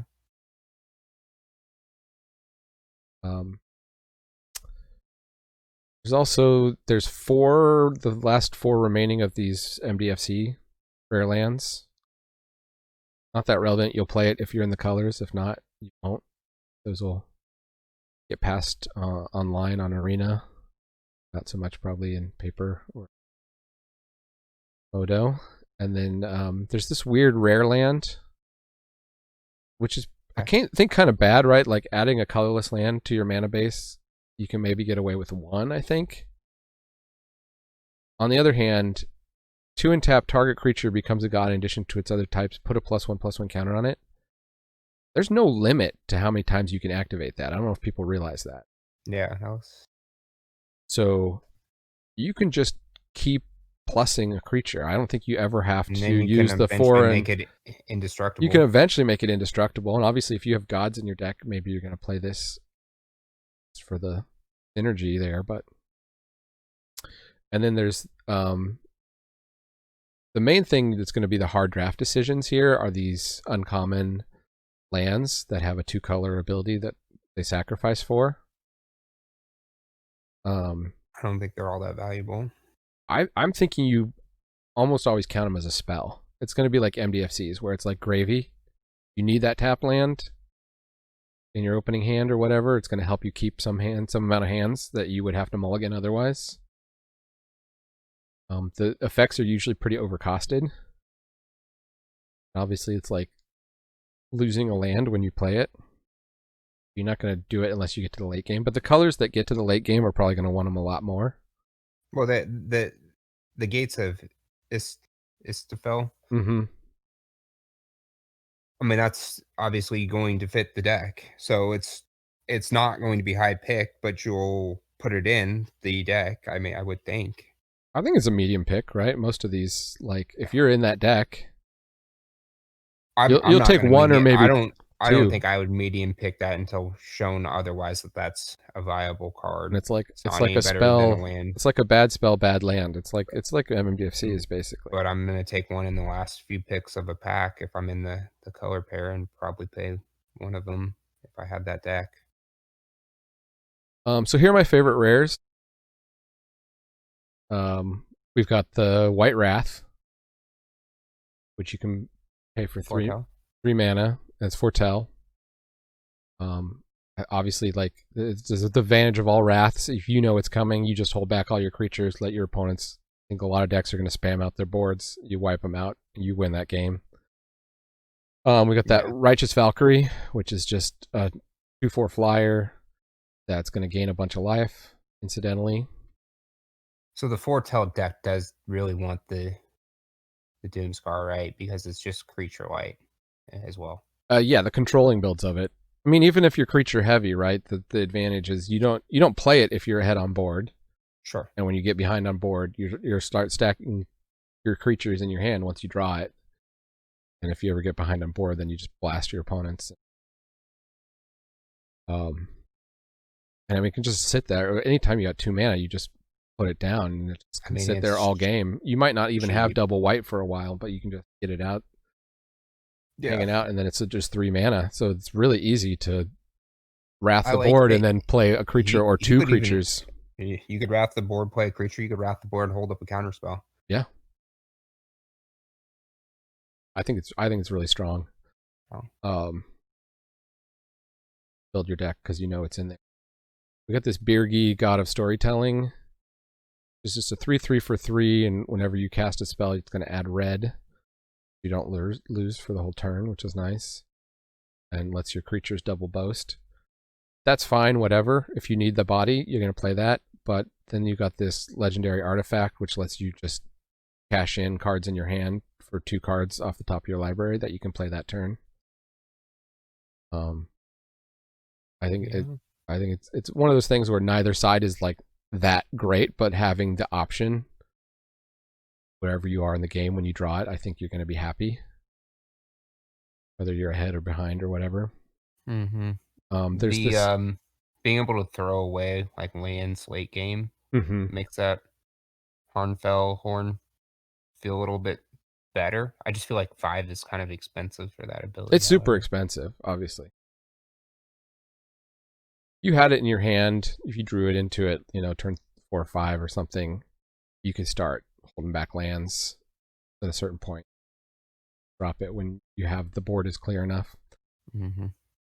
Or just play Birgi, right? It's a 3/3 that's going to make you mana. Let you get out more stuff. Right. And there's some god synergies. I don't know. I think it's pretty good. We'll see. a lot of these are really going to depend on the format. Yeah, I'm gonna say it's fringy as the top rare in the set, but I don't know. It's it could play really well. I think it can fit multiple builds, and I think that's part of its strength. Green, we got this Chariot. That was the only red rare that really like jumped out at me. Is grabbing this. Good on almost any deck.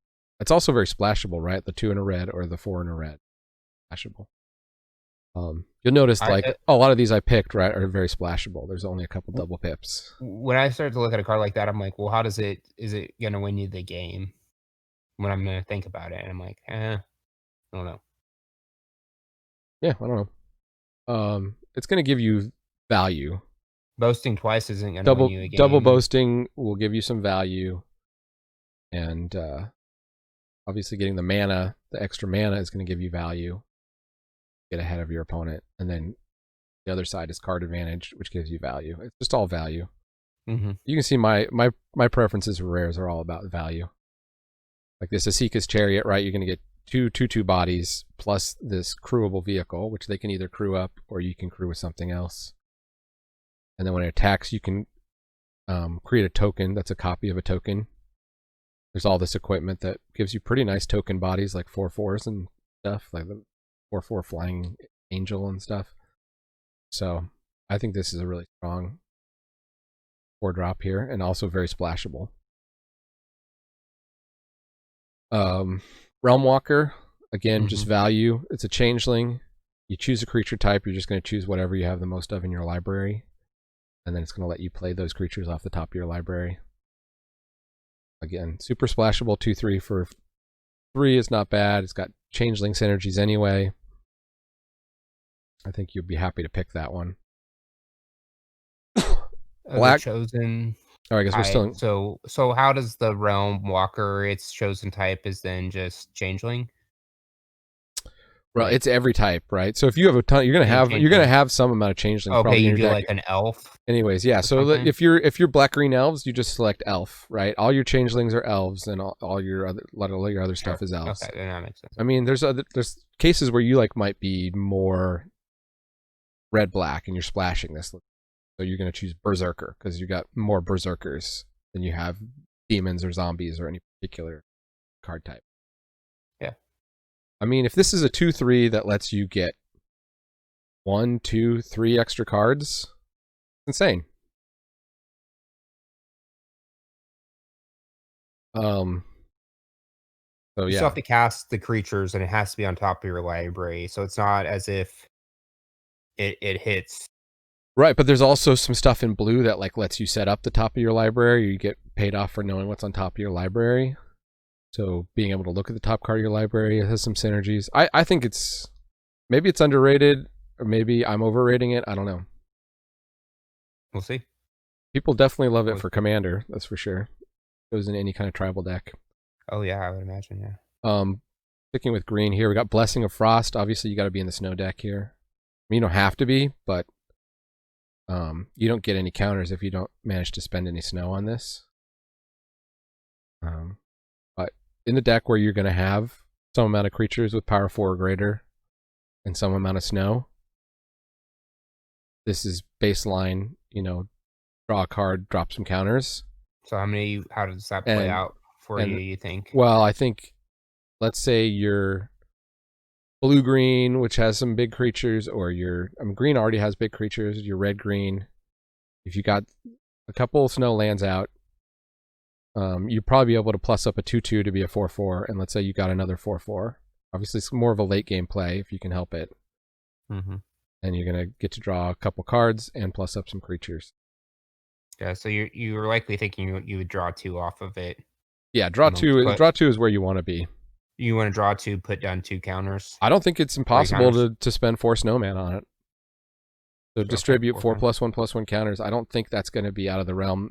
Green is the heaviest snow color. If you're going in green, you're going to try to pick those snow forests. You got other things that make snow mana. I don't think it's out of the realm of possibility. Well, as far as it being a top rare, I think it's situational enough still that it doesn't always, like, if you were to draw 2 cards and get 2+1/+1 counters for 4 mana, then that's not going to win you a game. No. It's also very splashable, right? 3 and a green, so sure. So it fits the snow decks, but it seems more build around-ish. It might be out of place power level wise compared to these other ones. I don't know. Sure. And then there's this enchantment. It's double green, so it's not splashable necessarily. But at the beginning of upkeep, you can cast a permanent spell from your hand for a mana cost equal to 1 plus the highest converted mana cost among other permanents you control without paying its mana cost. So it's basically mana cheating. You're just going to be able to chain up and curve out your hand once this gets out there. And if you don't, you're scrying. So that the baseline is you scry every turn. Yeah. It's only 2 mana to put down. I think this is pretty good.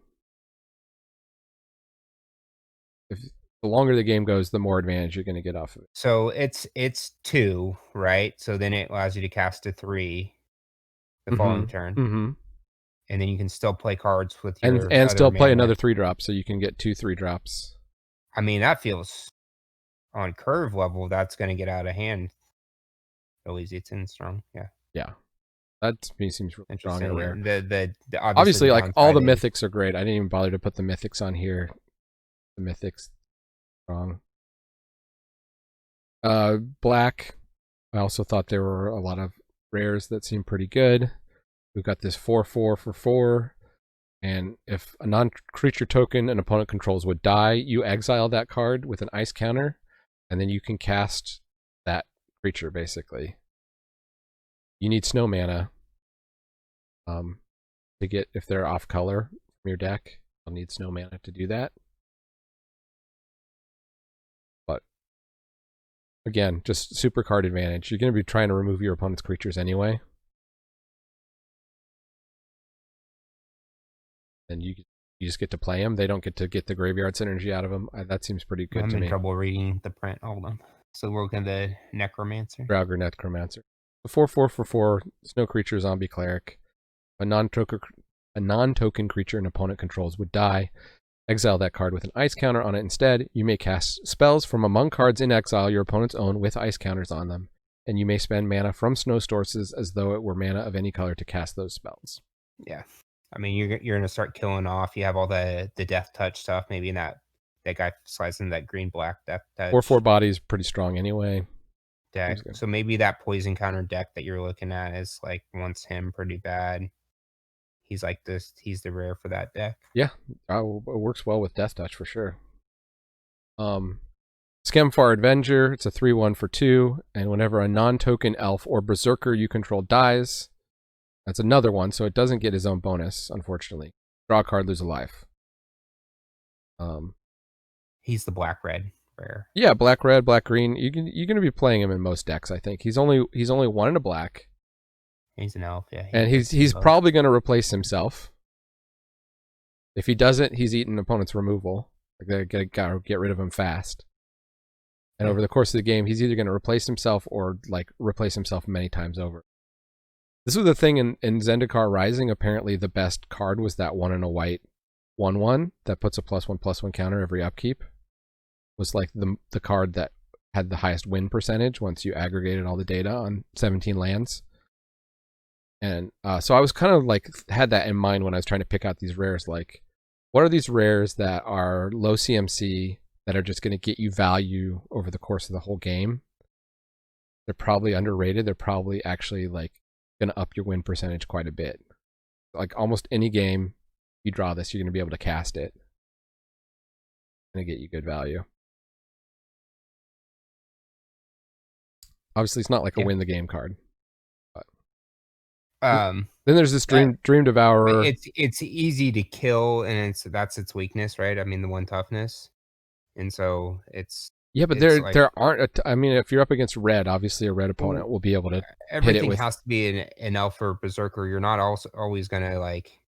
It's not like the Midnight Reaper, or any creature. You die, and it's not sitting on a 3/2 body. So it's like a worse Midnight Reaper.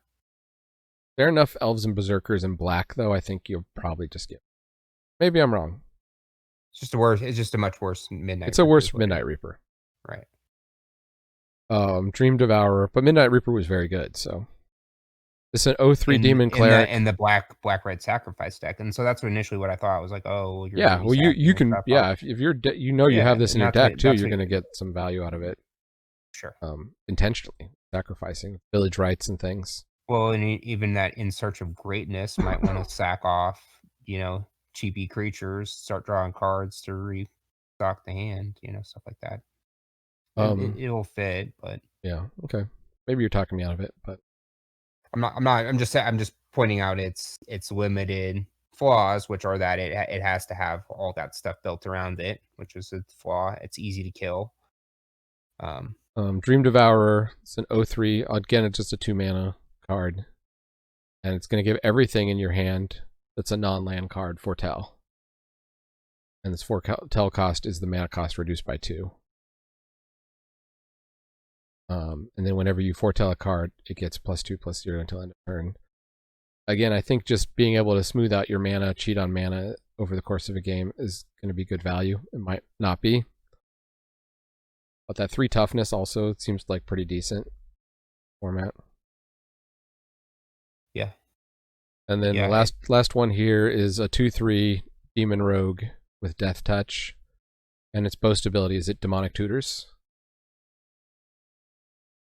And you can actually make your opponent demonic tutor with it for some reason.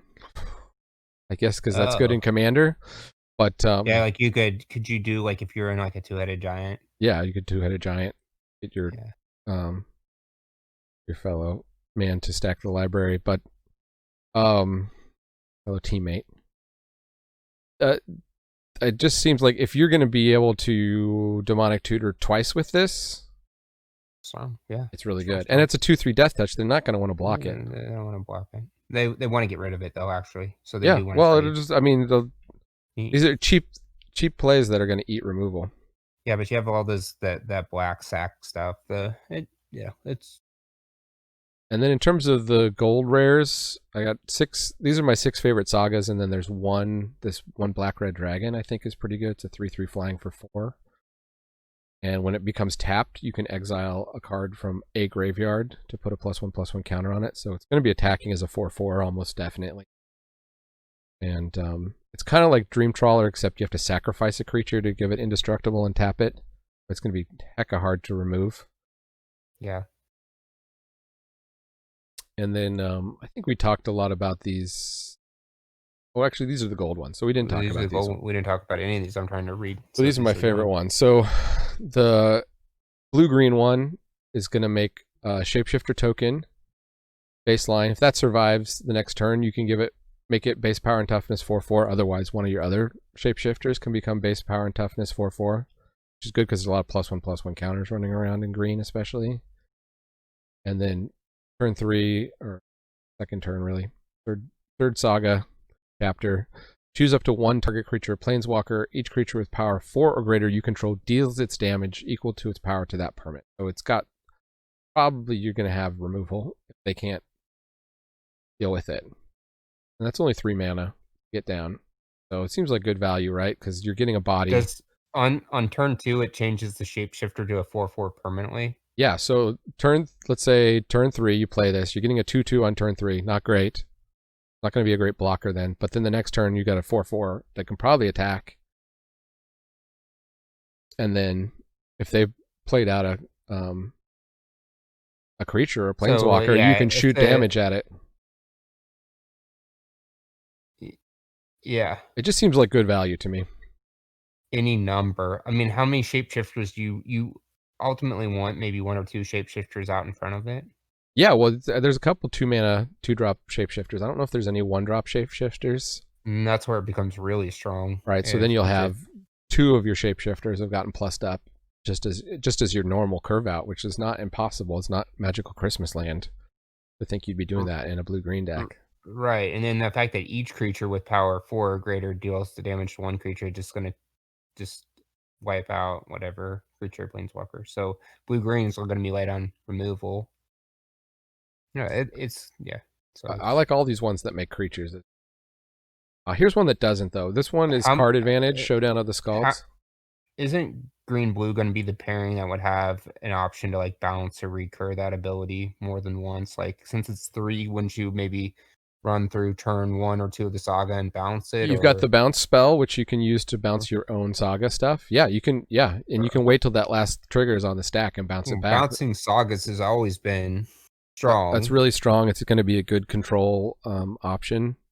That's why like these ones in the control colors especially are ones I've pulled out here. Right. And then where was I? Bounce. Oh, there's a 6-mana thing that you can also use to bounce your own stuff and put it back on your opponent's top of their library. So the red-white one, almost done here. Red-white one here, we'll get to the top uncommons and commons, is just card advantage. And then turns 2 and 3, whenever you cast a spell, put a +1/+1 counter on target creature you control. That's again why I say red-white does have some support for the double spelling. It's annoying because exile until your next turn, you may play those cards. It should say like as long as the saga is in play. They've had that templating before. I was thinking that same thing. This is totally splashable though, so if you're in the like white-black deck with double spell, you could splash this. I don't feel like it's super strong. But I mean, draw 4 cards. It's exile and play them within 1 turn. Yeah. So depending on what you get. Well, within 2 turns maybe. So if you get this later in the game, you might be able to play some. Well, okay, so you cast it, use 4 mana. You may be able to cast a land off of that, and I don't know. I think it's good card advantage. I mean, it's got. They're talking about it for constructed though, so I'm assuming it's constructed. It's gonna fit some sort of aggro deck, right? Like you're gonna restock your aggro, restock your counters. Yeah, red aggro wants it. Is it the blueback mill reanimator thing? What? No, go ahead. It's just not crazy powerful. Okay, that's all I'm saying about it. You're not that high on it. That's no. Fine. Each player mills 4 cards. You may exile a creature or planeswalker card from each graveyard, so it's hating on your opponent's graveyards. And then on turns 2 and 3, you can start to cast those spells, and you can spend mana of any color. So card advantage. Strong. What happens if you keep bouncing and playing that too, right? I mean, so yeah, oh yeah. So that's its own build around. Nice card advantage. It's rare, but it's only 3 mana. Bloodsky Massacre, there's another one, just makes a 2/3 demon for 3 mana baseline. 2/3 demon with menace is pretty good. And if they removed it right after that. But then part 2, whenever Berserker attacks this turn, you draw a card and lose 1 life. So baseline, you're probably going to be able to get that attack in, draw that card. And then part 3, add red for each Berserker you control. Until end of turn, you don't lose this mana, steps and phases in, and then it gives you a nice ramp mana advantage. Play those cards that you draw. Every red-black deck will be happy to run that. Man, I don't know where red-black's going to go.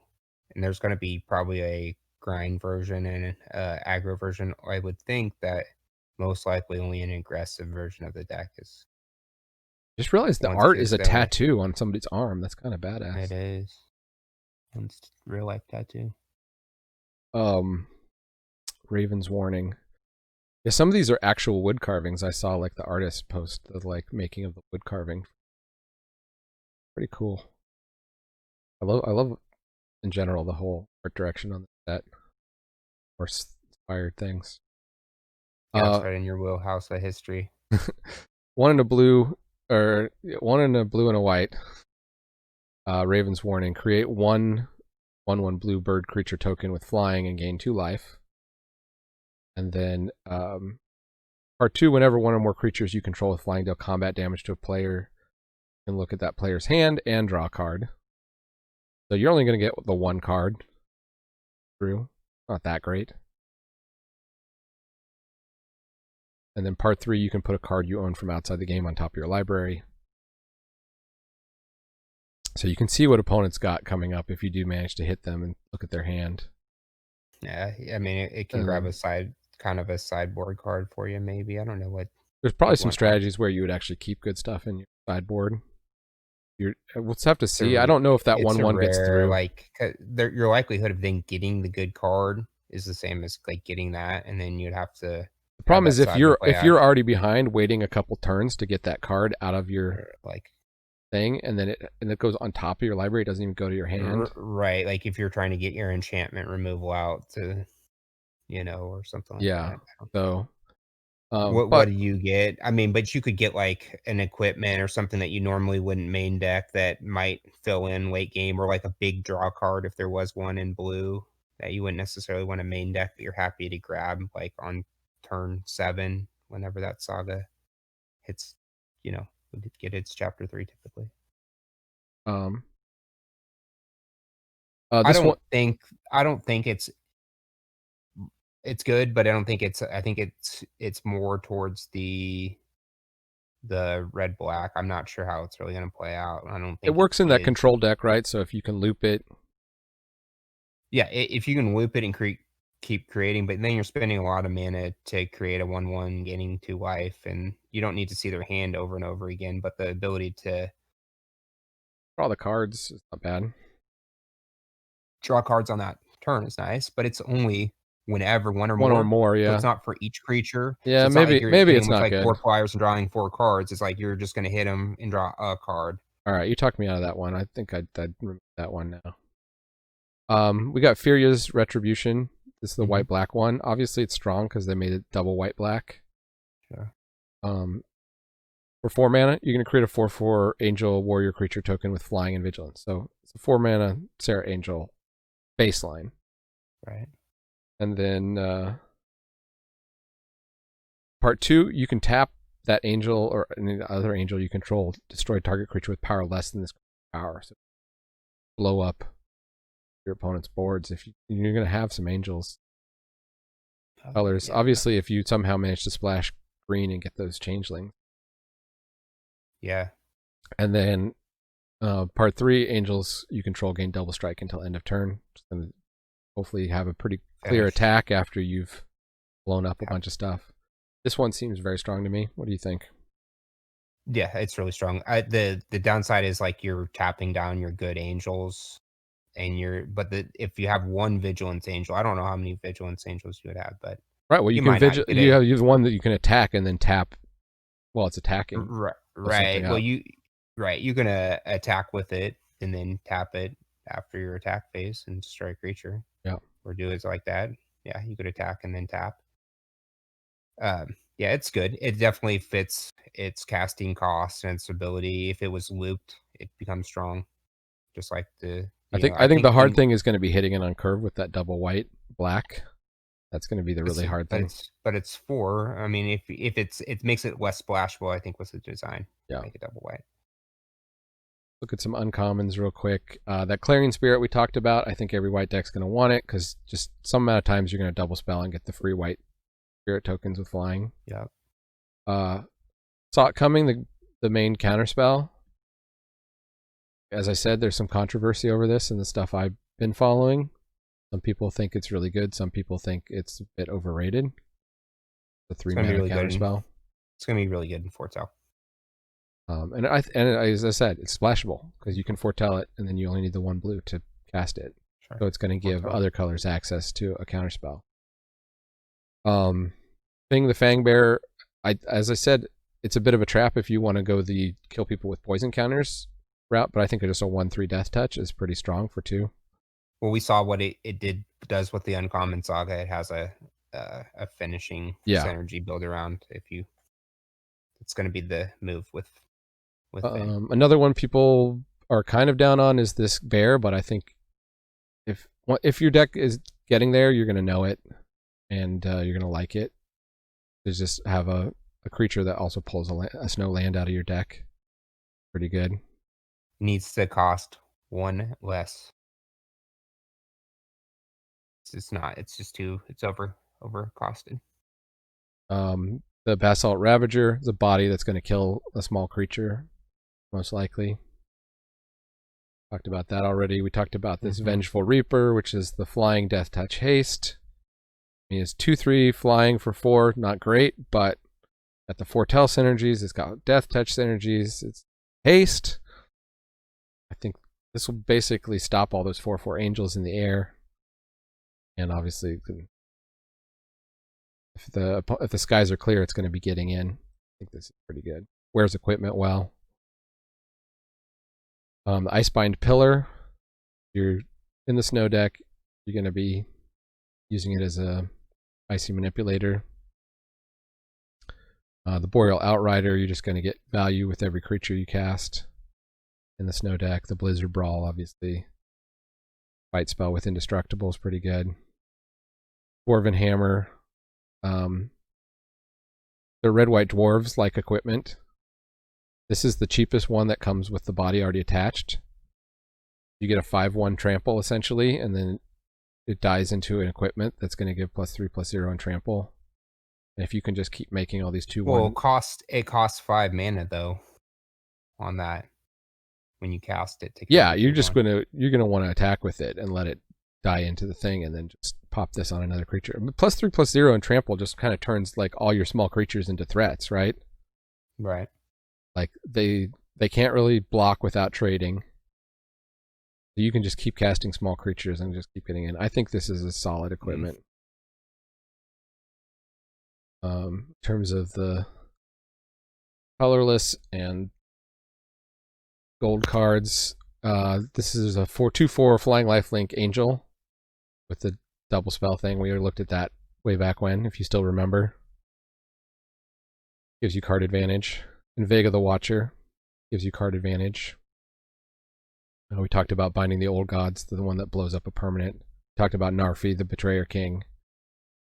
This one we didn't talk about here, Bloodline Pretender. I think there's enough like tribal synergies that you will pick this fairly highly. The 2/2 for 3, but it's changeling. And it's going to get plussed every time you cast a creature of the chosen type. So any deck that ends up with tribal synergies can pop this in.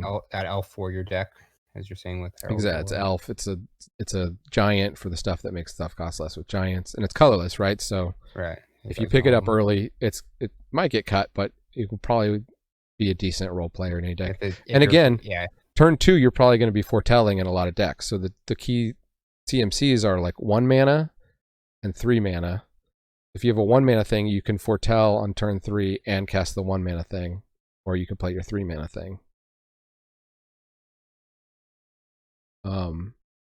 We looked at the red blue and the black green guys. We won't go over those again. In terms of the lands, my top 3 were the Hall of Starnheim, which is white, white, black, sacrifice, create a 4/4 angel warrior creature token with flying and vigilance. Like, I mean, you'd play a 4 mana spell that made that, right? Yeah, I think so.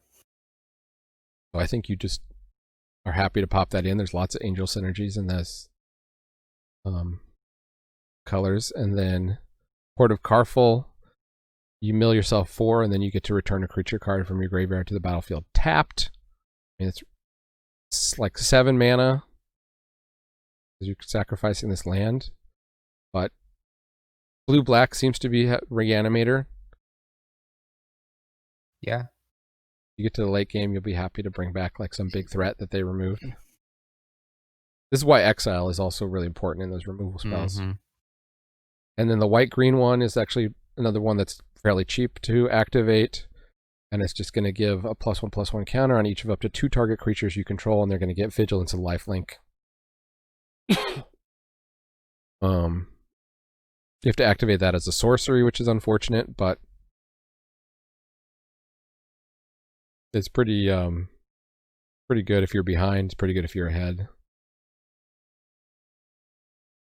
Not much to say about that.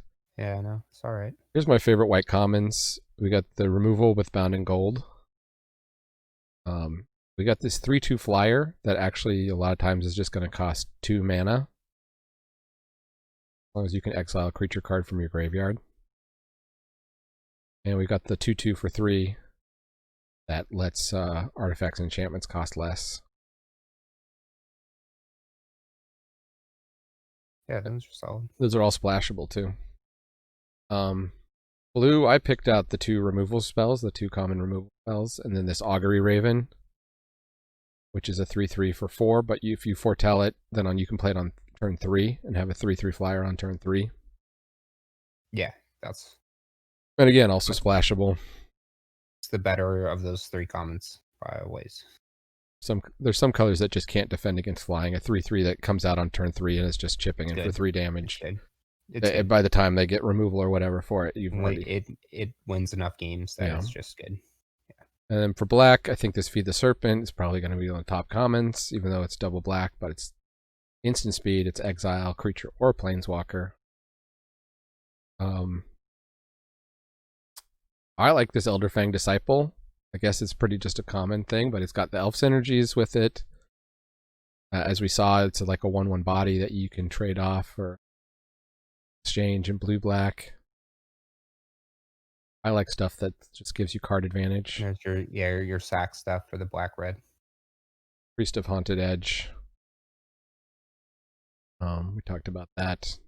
And just gonna sit there, it's gonna block a lot of the early game stuff, and then you're gonna trade it out for some threat of your opponents. For red, we got these 2 direct damage spells. 4 damage one and the 2 damage one that goes up to 3 with snow. And then in terms of creatures, I like this Vault Robber. Just a 2 mana creature that lets you cash in creature cards in your graveyard to make treasure. So 1/3 body, very relevant in the early game, and then in the late game, start getting treasure out of those creatures, which apparently you're going to end up with a lot of creatures in black, red, green in your graveyard. So it's kind of like a red mana dork, a bit slow. Yeah. Seems so situational that you have enough creatures to make treasures that I can see wanting it to ramp up to certain things, or if there was a sack payoff for the treasures, if you're sacking them. There's some payoffs at, Mythic and Rare. Treasures are good. Treasures let you get ahead on board, and they're really good if you have a payoff for sacrificing stuff. So yeah, or you're able to trade the treasures. Like you could, but you don't have any permanent types. Like what would you trade a treasure for? You can trade it for your opponent's best equipment or something. That blue-black speller. Yeah. Of course, then you're in 3 color, but sure.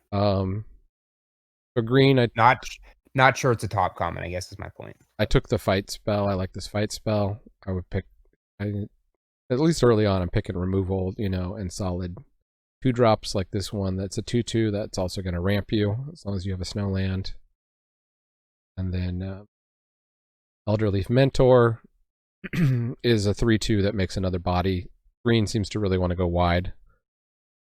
So 4/3 power and toughness, over 2 bodies. Both of them elves. Makes your green deck. Okay, final chapter here, the obvious traps and constructed plants. Weathered Runestone. Non-land permanent cards in graveyards and libraries can't enter the battlefield. There's like a couple reanimator things. Players can't cast spells from graveyards or libraries. There's like the one blue spell that you can cast from your graveyard. That's like, I just think you never play this. This is going to be in the end of every pack. Enough said. Faceless Haven. We talked about Divine Gambit. Faceless Haven. It's 3 snow mana to turn into a creature. I think a lot of people think they free roll this because it's a snow land. Even though it's colorless. Like, you're like, okay, well, I'll put another snow land in my deck. But, like, the drawback of having the colorless, and then you're going to need 3 other snow sources to turn it into a creature. I think basically that Voltron deck and very little else really wants this. Makes sense. Invoke the Divine, destroy target artifact or enchantment, gain 4 life, and a null counter target artifact or enchantment spell. It may be that these are main deckable. I'm going to proceed with the idea that's like pretty much every other format I've played. Sagas. Where these are sideboard cards. And vehicles. Were they thinking that there was enough sagas and vehicles to put a card in like that? Or I mean, there's a ton of sagas, for sure. Wow. But, like, you're going to feel really bad if your opponent's just an all-creature deck. There's going to be plenty of decks that are just all creatures that will not have any artifacts. Sideboard only cards. Yeah, that's what I'm saying. Search for Glory, I think, it's a tutor spell. Yeah, it can get you a legendary, a saga, or a snow card, which is a lot of cards. But the problem with tutors, it's like, how many of those cards are so good I would pay 3 extra mana and possibly take a turn off to play it? Like, and also white is the least supported for snow. Sure. So this is, if white had a bunch of amazing snow stuff, you would probably just take this, right? Because you're like, well, I'm going to end up with something in white that's snow, but you're not necessarily. I think this is a trap card. Well, you're not trying to gain life off of it. I think the gain life is just gravy, whatever. And then you would just, I don't know. It's not a rare. It's not one I'm high picking, at least to begin with here. Well, it is rare. They're always rare when they're tutors, but they're not. It's not a high power level. If this was 1 white, sign me up. Well, you're tutoring for any legendary or saga card. It's really mostly, or get my other cool saga or my other. That's going to hit enough stuff that it's playable. It's not unplayable. I just think rather have another playable in your deck, but if you have some really good high power level stuff, then that's why you play. You get you'll know when you want legendary. You'll know when you want to play it. You'll know when you want to draft it. I think. Yeah, one of those. I don't think you're pick one pack wanting it though. You're happy to grab that, so you have 2 chances of getting your legendary. The order of snow cards, as I said, in my determination is blue, green. What does it say? Green, then blue, then black, then red, and white like a distant 5th. Like snow plains, even if you're in the snow deck, you're probably not going to be high picking snow plains. Gotcha. That's my assessment here, just not having played it yet. Having done a couple test drafts and things. Maskwood Nexus, Pyre of Heroes, these seem like constructed plants. I don't know why you'd pay 7 mana for a 2/2 blue shapeshifter creature token with changeling.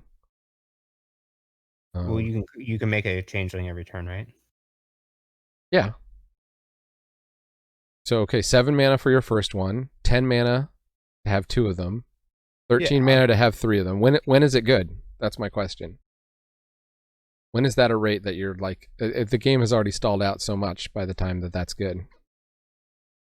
Pyre of Heroes, this is another one that's like people are going to try to build around it. I think it's going to be really hard. I think it's more for constructed.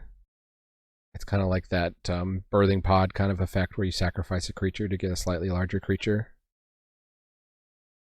I think the best way to play this is just use it once or twice, not try and like chain off. Well, because it foretells for less is the idea, right? Oh, I'm talking about the Pyre of Heroes. The dual strike is just a duplicated instant or sorcery. Converted mana cost 4 or less, which is terrible, right? Because for 2 red in other formats, you can just get a straight up duplicate a spell.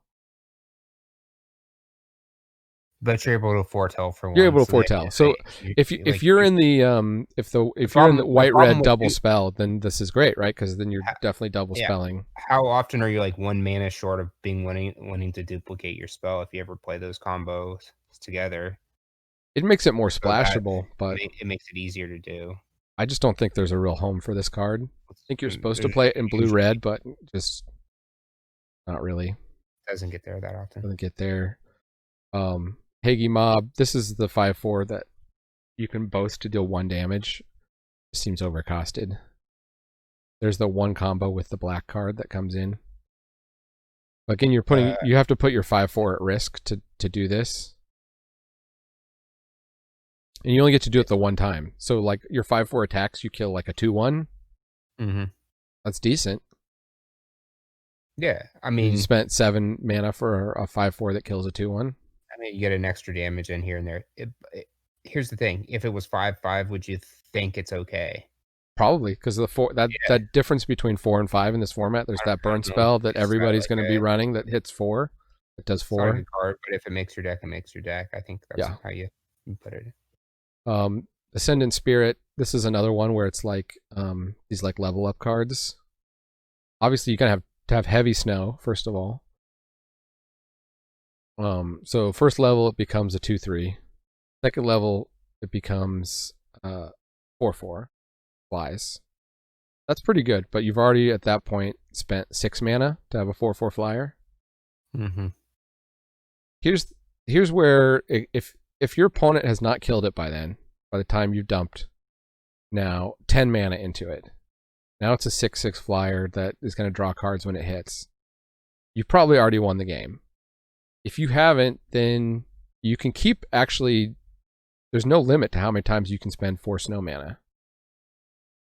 If you somehow got up to 8 snow mana, you could just be like super pumping this every turn. But it's just a win more at that point, I think. I think this card, a lot of people are going to think it's good. I think you're going to spend a lot of time pumping mana into it, and the opponent's going to, by that time, have a good kill spell, kill it. It's like how you lose limited games. Like, so I think that to me is a trap. In a creature that takes up all your early turns. Now, that being said, it maybe blue doesn't have, some of those blue-white control decks they want, sort of a 1 creature to win the game mana sink. Yeah. It's really hard to deal with, and that might fit the bill for it, and they have plenty of snow. But it's a harder. You can late pick a lot of these. Yeah. I think it'd be good if it was a 1/1 flyer base with like a scry 1 ability. So it's just a really decent power level for its own ability as a rare. But this I'm not excited for a rare that's a 1/1 for 1. Right. Or a 2/3 for 3. That I have to also have snow. Old Growth Troll. I think the triple green is just going to be really limited. I think this card more. You think there's monocolored decks here? There could be. I don't know. I mean, there's nothing about it that to me is like super monocolored. Mono green, mono white. If it dies, then it comes back as an aura. Forest tap for an additional green. Sacrifice in turn. Or with trample. That's good. I just think, it seems more designed for constructed than the limited format as I saw it. I would assume so. And that's my presentation. Yay. It's well done. So if anybody has watched this far, this is the first time doing this. Leave some comments. Let us know what you think of this presentation, if this was useful or helpful. giving you an overview of the format. Also, be sure to subscribe and all that stuff. I have a box of Modern Horizons back behind me. I have a box of Commander Legends Collector's Edition behind me. Once I get to enough subscribers, I'm hoping to start giving away packs to subscribers. So, Yeah, let us know what you think. Yeah, let us know what you think of Kaldheim. Did we miss what are your top commons? Did we miss some? Sure we did. Everybody's kind of going to rate it differently in the formats. It's going to be interesting to see how this format shakes out early on. Definitely some new archetypes here that I'm excited to explore. It's like a lot of fun. I'm excited just to play it. It looks like a fun limited set. That's what I play. They keep just getting the sets better and better and better to draft there. I think they're just getting really good at making these limited sets. Yeah. You can criticize them on the constructed or how they're designing for Commander or everything, but these limited sets, like this one, just looks really deep. There's so many synergies and build arounds and things. There's going to be a lot to explore with this one. So many different decks. I think there's going to be a lot of different draft strategies that really ultimately set this set apart. Just the meta will probably shift with how many different decks you can get to and what people are playing. And yeah, this one really reminds me of Eldraine in terms of that, like just different strategies and how the meta is probably going to shift quite a bit. There'll be some undervalued decks that will get overlooked for the first few weeks that you'll be able to really lane up in. Because everybody's going to want to be playing some of the newer archetypes. That's the other thing to kind of draft.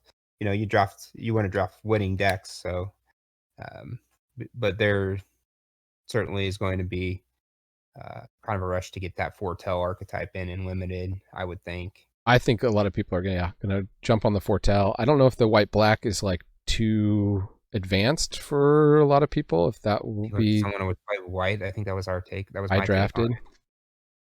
White I think also doesn't have snow synergies, so maybe that black white deck is really easy. Black white decks always seem easy to get to. Yeah, I think maybe red green is going to be underdrafted at first because it looks like bleh. It might be bad. Yeah, what are you looking forward to drafting? Let us know. Yeah. What's your pick now? Having gone through all that. What do you mean? What do you think looks like the strongest out of the gate? I would say that I don't think the snow is all that strong. I think it's going to be a trap. I don't think you're going to get there as much. But I think it's really strong if your lane's open and you have gotten the right cards and sent the right signals and you lane up on snow. But I think that foretell is strong. I think that black white's strong. Yeah. So. All right. Well, cool. Well, thanks for joining us here in the attic. All right. Remember, Magic is a game. So I think I hear your kid in the background. My kids are napping. Magic is a game so fun, even dads can enjoy it. Adios. Adios.